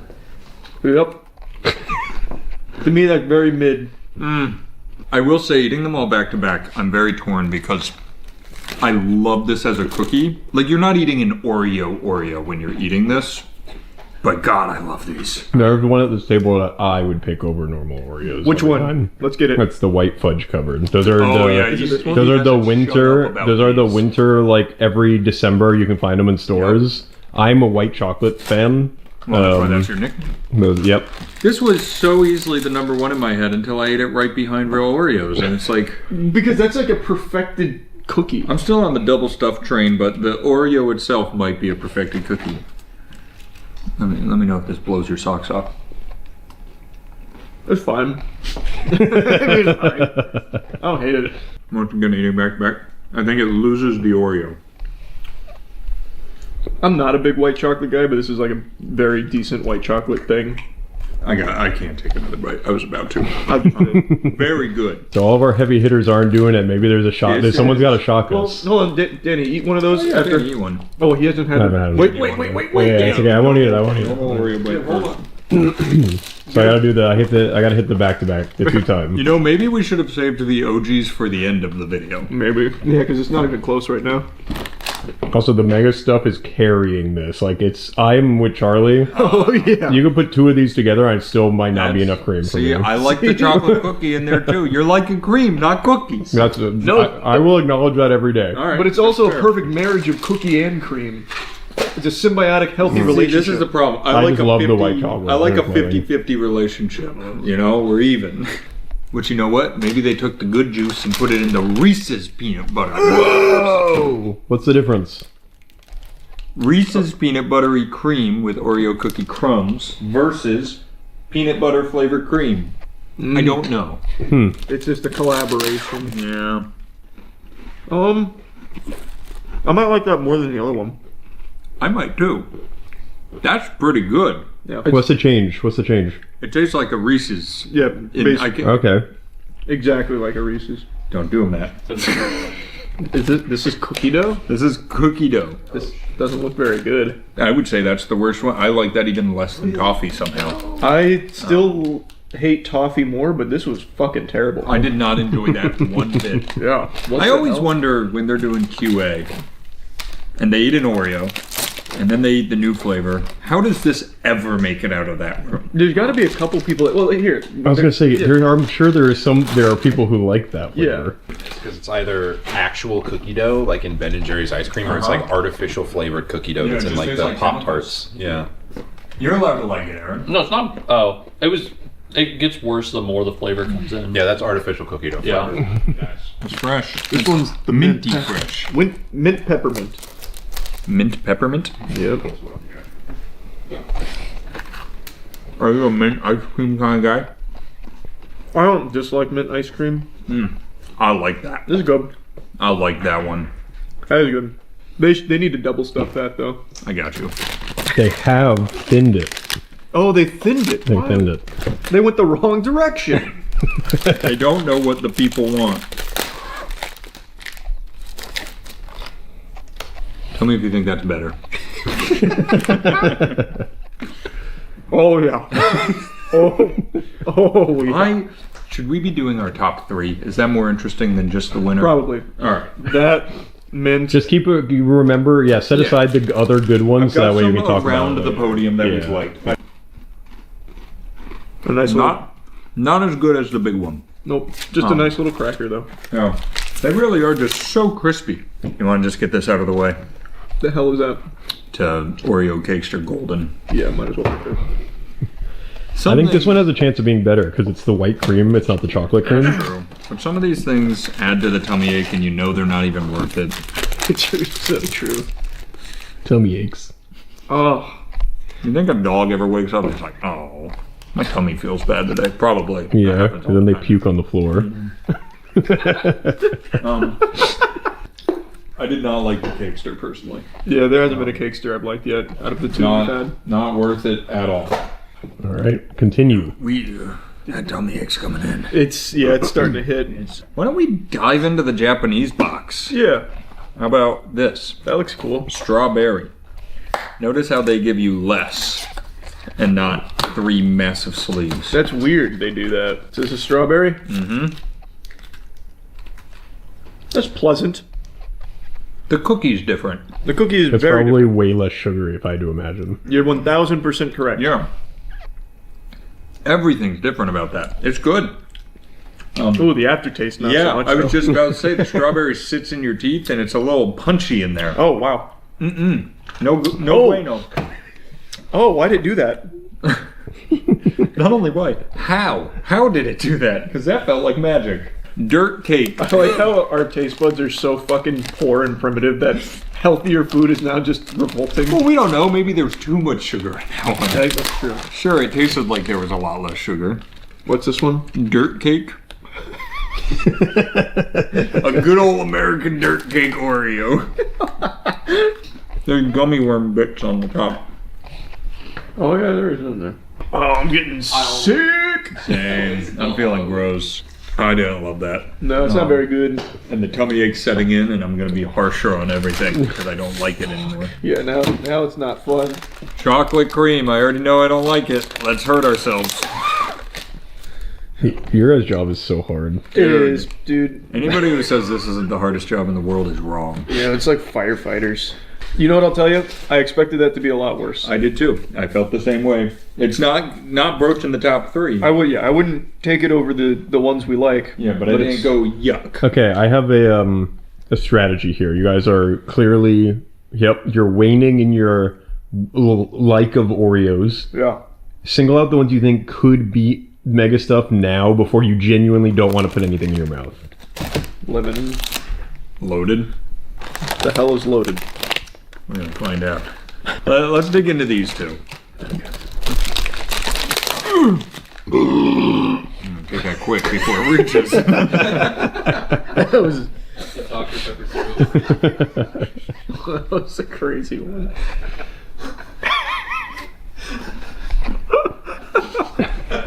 These are great. They're really good.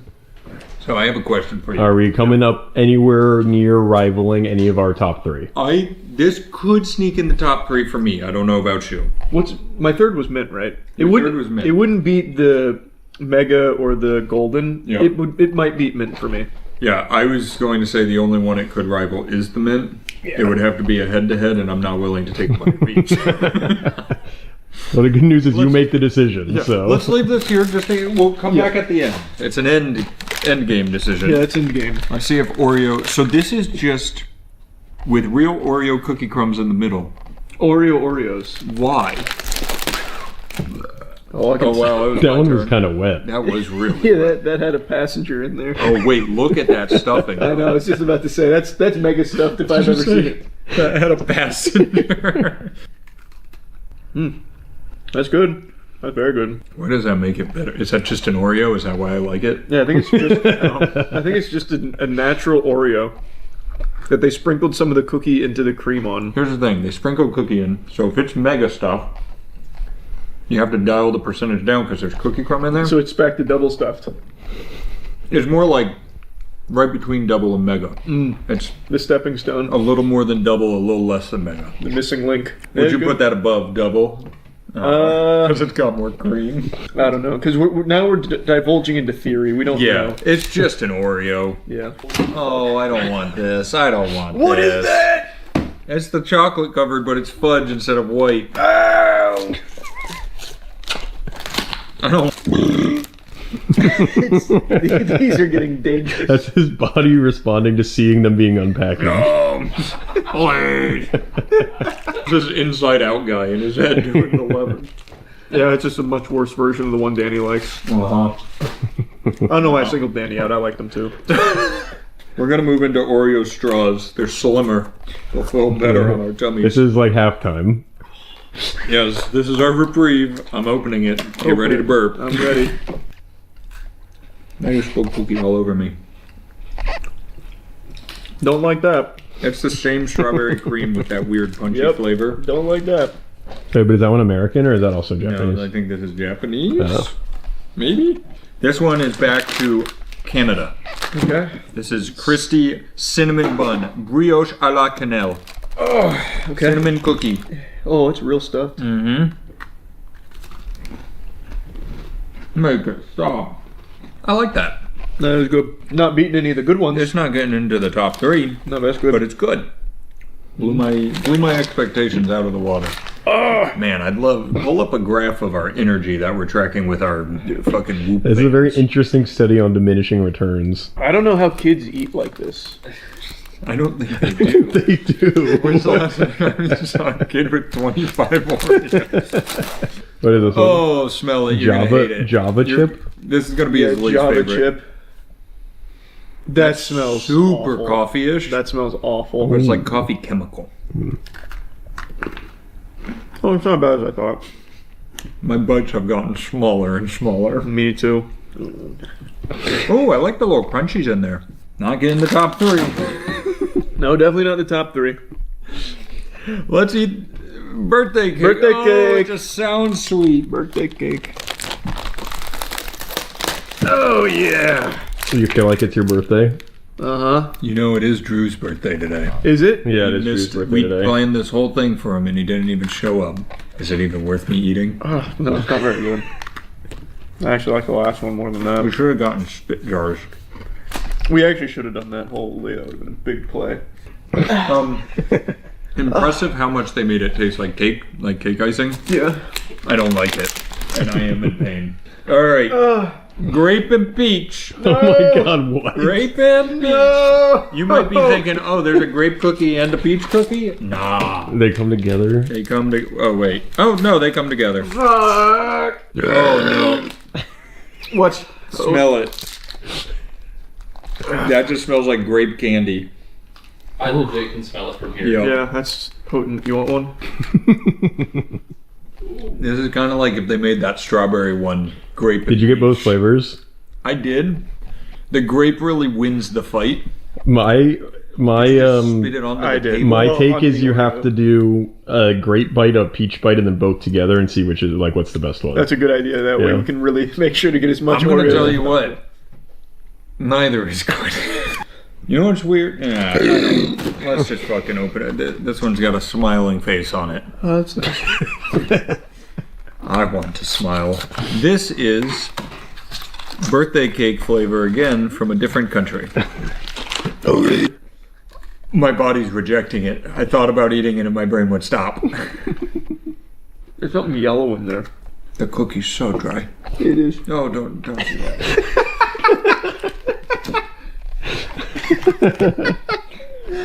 We're so close. We're almost We're there. so close.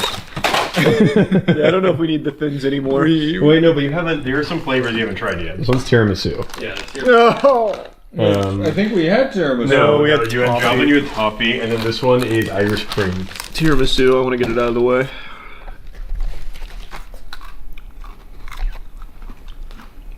That's fun. That's an Oreo. Yeah, that one's fine.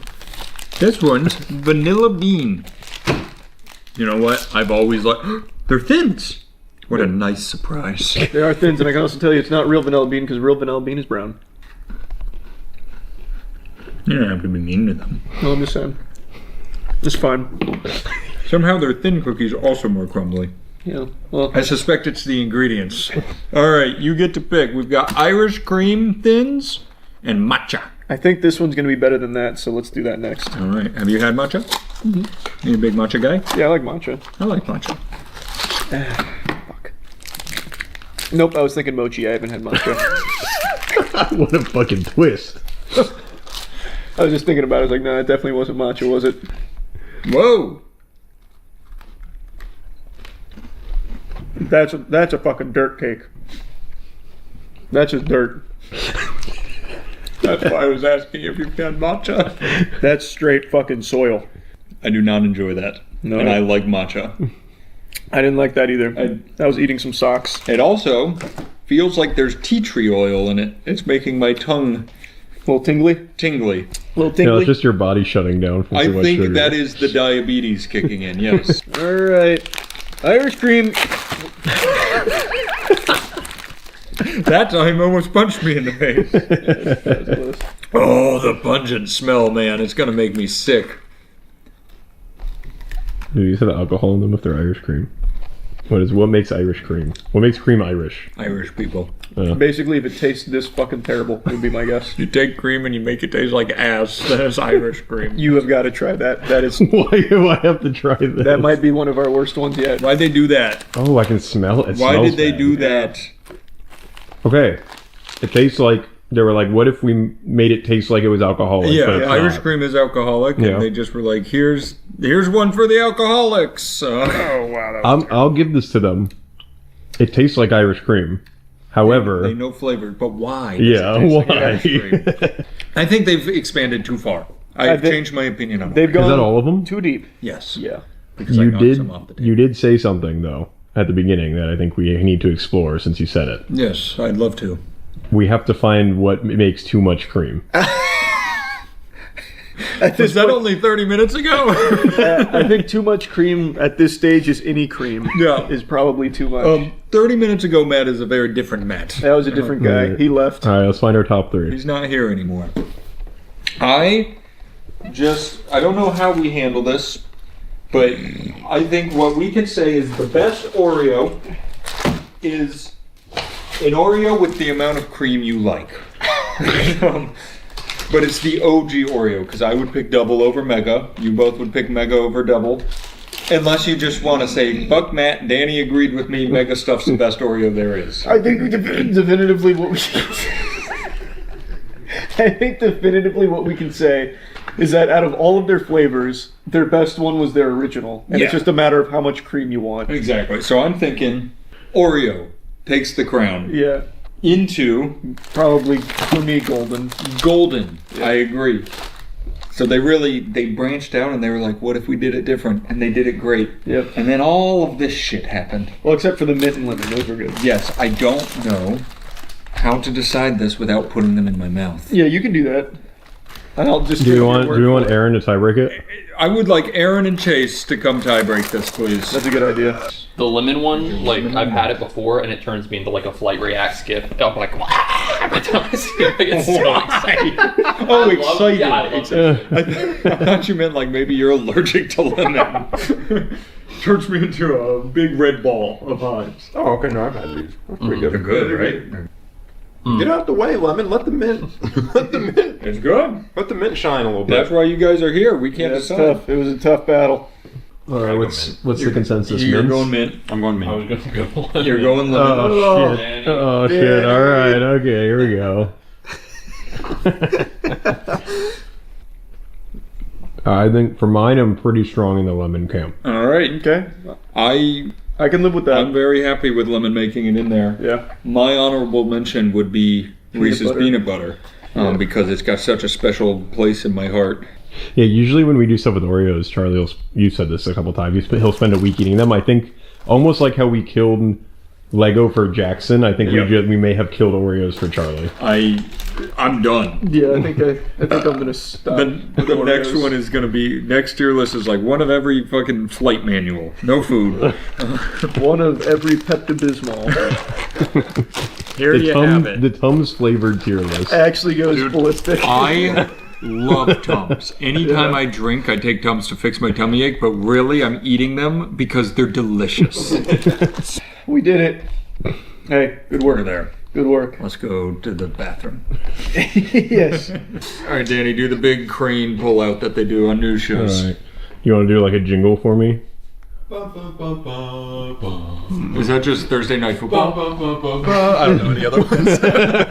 Well, now we have to cut that sound. I can't even turn the lights on for this intro here. Many of you know I've been on this quest of trying to prove the paranormal exists while not being a believer in it, even slightly myself. I've gone on 5 ghost hunts prior to the one I'm about to talk about, and nothing's happened. It's been a bunch of fiddlesticks up until this point. But the one we just went on at the Tampa Theater, I don't even know how to describe it. It transcends what I thought possible, and I've been racking my brain trying to come up with rational explanations for what we experienced, but just nothing is coming to mind. So I want to share some of the scariest moments with all of you here, but if you want to watch the full thing, it's over on the other channel. I'll put a link to it in the description. I highly recommend you check it out because this is a perplexing mystery, and for the first time, it's shaken my belief in what I thought I knew about our world and what's possible. I think there's a good chance that our investigation will be cited in numerous paranormal studies for decades to come. I think what you'll see. You'll see. This was a mistake. I didn't believe it till today, but it's right behind me.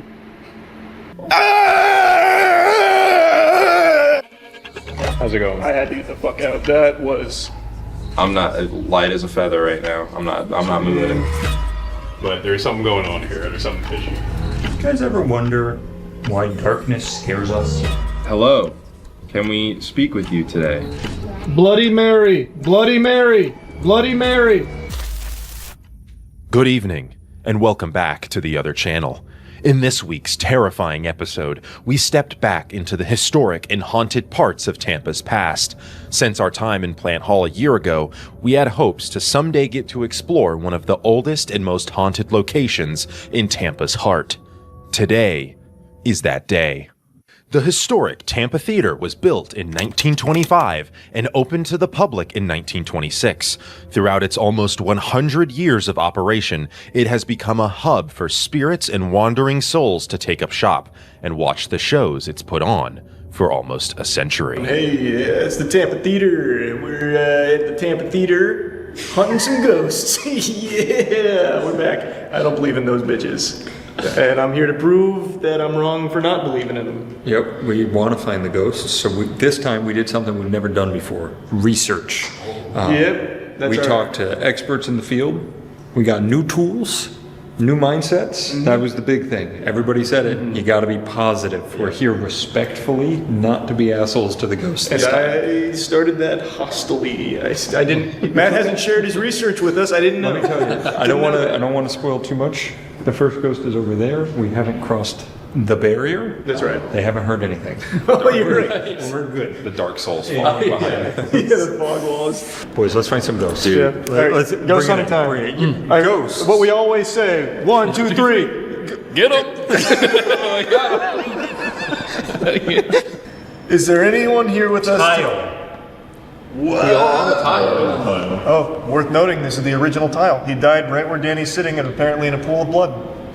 So that may mean something. Say. Hello, Robert. That would be mean. That's the most I've ever gotten from a spirit box. Because you got his name. Sorry.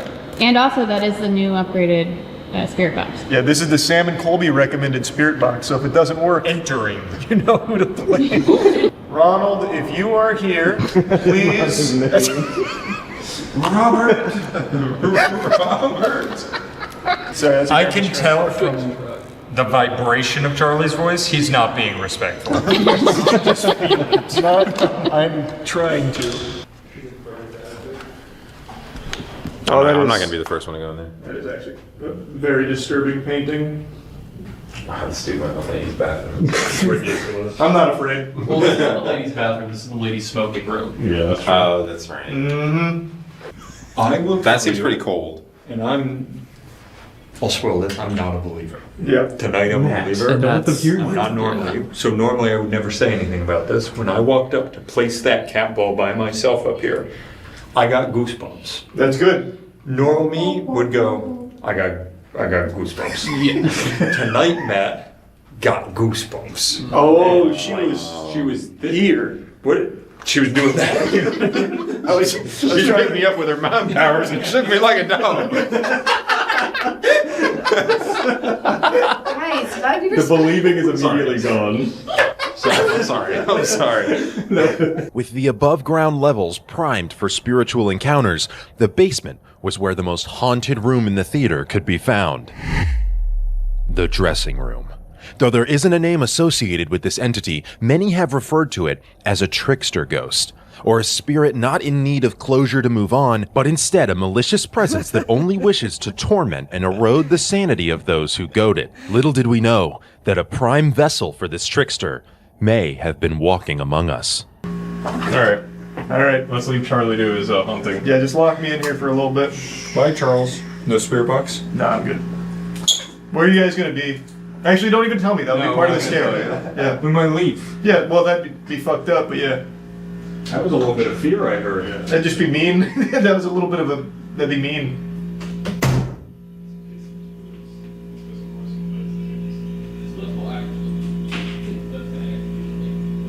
I have no idea where the light switch is here. So, yeah, if there's something here, feel free to touch the cat ball. Oh, you can't really see the cat ball on camera. Well, I guess I could move the camera if you wanted. I started taking creatine again. I don't know if you can tell, but I'm back on creatine. You know it's the most studied supplement? Can you believe that shit? It's good stuff, though. It is some good stuff. Meanwhile, the boys went to the top balcony seats to try and catch a glimpse of our next apparition, Fink Finley. Fink Finley was a projectionist at the theater and was known for his dedication to his job, sometimes being considered by some to live at the theater. His iconic smell of coffee and lilac aftershave can still be smelled occasionally near the door to the projector room, signaling that Fink is still watching over the theater all these years later. No coffee? I don't smell anything. I don't smell it either. My God. I don't have anything. Do you smell coffee? I did. I don't now. What's that? Can someone get this to be us? Alright, wait, just to show the cat ball is working. There we go. Oh shit. You alright? Did Fink throw something at you? Yeah, he did. What is this? It's a... That's not ours. Why would he leave that here? He is hunting ghosts. This is sweet. I can feel you opening up to us, babe. Oh, yes. I think we should just send Charlie into buildings with a camera and just forget about it for a while, see what happens. You'll have me doing all kinds of impressions. Donald! Donald! Put it down, Donald! Maybe he likes Mickey Mouse. I've been working on that one. Charlie's lost the plot. Donald! We decided, as our last excursion for the night, we would try to invoke the spirit who was giving us the most trouble throughout our investigation, the Trickster. You may have noticed throughout the night that Charlie has been talking into the camera. We believe, after watching the footage back, that the Trickster ghost inhabited his vessel and was teasing us from beneath Charlie's flesh. Guide us. Speak through me.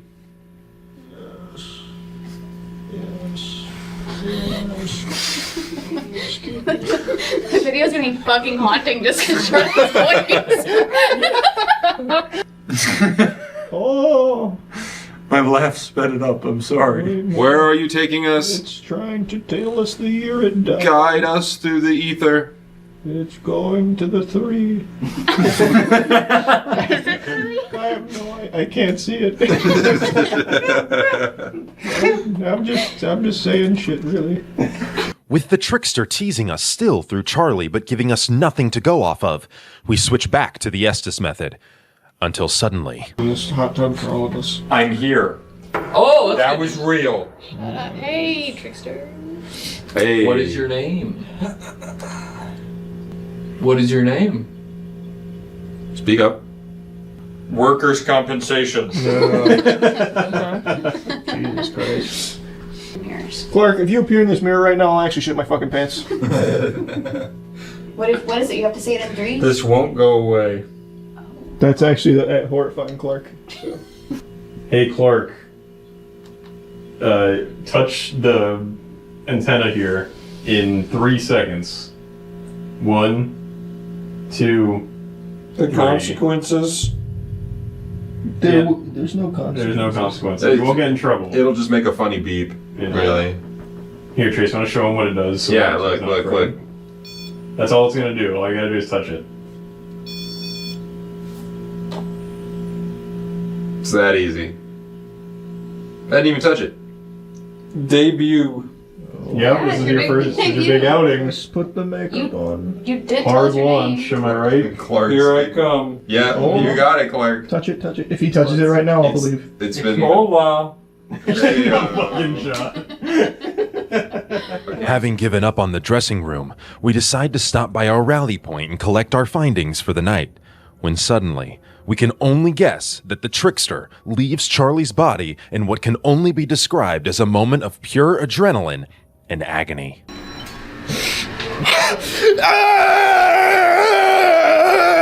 Well, don't I look silly with all this egg on my face? Turns out, I may have been wrong about the rapture. Now, you might be wondering, how is that possible? We're all still here. And yeah, we may not have been, disconnected from the server, from the Lord Almighty or anything, but that doesn't mean Jesus didn't come back.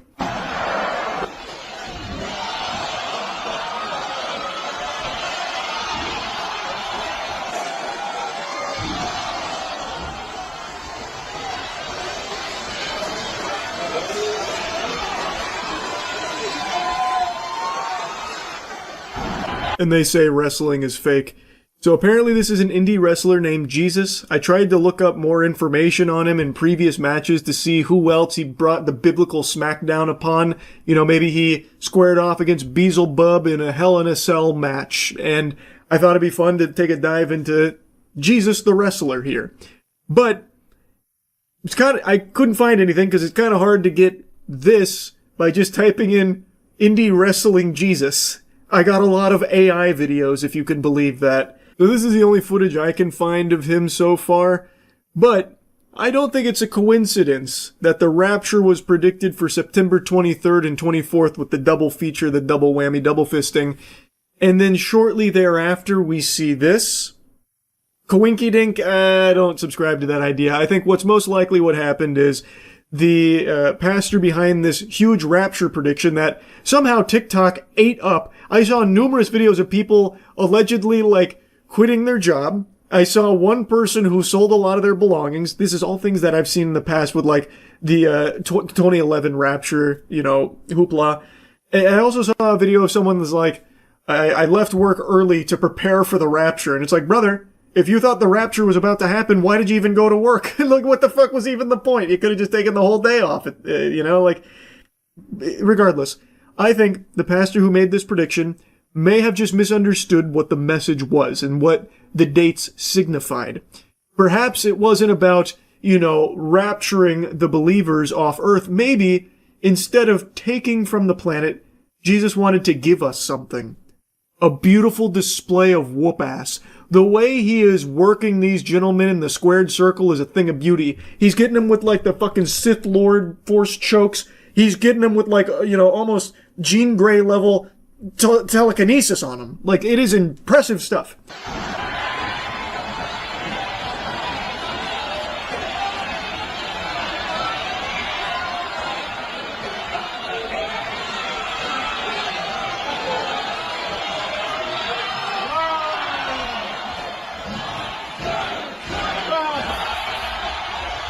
Look at the size of that crowd. They are so densely packed in there. It looks like when the fucking anchovies charged the Krusty Krab. Everyone is there to see the respawn of Jesus. And man, did he deliver. So we see another move here where he's working the other dude like a fucking fleshlight there. He's got him like a puppet. He gave him the word of God and he followed. Like, I can only imagine all of, like, the wacky moves he must have unleashed that we just don't have video footage of. Like the faithful Frankensteiner. The 10 Commandments tombstone pile driver. Like, I have to wonder, how much ass did Jesus beat in the ring there? He was clearly victorious. He got the pin and everything. And I'm gonna be honest, I don't see who stops him. I feel like he is going to steamroll his way to the title. Like, there's no one that's gonna get in the way of that belt. And I'm really curious, how creative they get with this character. Like, I wonder if they do Money in the Bank matches, but instead of money, it's like the Bible. Like, they're both going, like, up the ladder to grab a Bible instead of money or something. Like, I would love to see more of this. I don't even know what indie wrestling promotion this was. I really couldn't find much information on it because I had so little to go off of other than just indie wrestling Jesus, which unfortunately didn't lead me to a cornucopia here or anything. But what I saw in even just this short clip was a lot of fun. It had a big smile on my face. Like, yeah, it's silly, but I still think it was well done. Like, it was a show that was very hyped to even see in a short burst like this. I imagine all of the spectators had a great time. I have to imagine they did the holy shit. It would have fit perfectly here, so I'm pretty confident that chant was probably utilized. And I just find this kind of silly stuff enjoyable. I know in some circles it gets a bad rep in the indie wrestling scene if it's not taken, like, with the utmost, seriousness. If it's not, like, super buttoned up. But I think this kind of stuff is refreshing here and there. It's clear that they're talented. Like, they still are wrestling, like, in a professional capacity. It's not like watching your two drunk uncles grapple in the backyard next to the barbecue. It's still a good show that they put on, albeit a wacky one. So I had fun with it. Chase sent it to me earlier today, so I kind of just wanted to put it on all of your radars here. It really does feel like something we would have, like, tinkered around with for our own wrestling promotion, the MWL, which I know we haven't done one in over a year now, but there's a variety of reasons for it. Maybe that's better talked about, yapped about in a different video. But point is, I had fun watching this. That's really about it. See ya.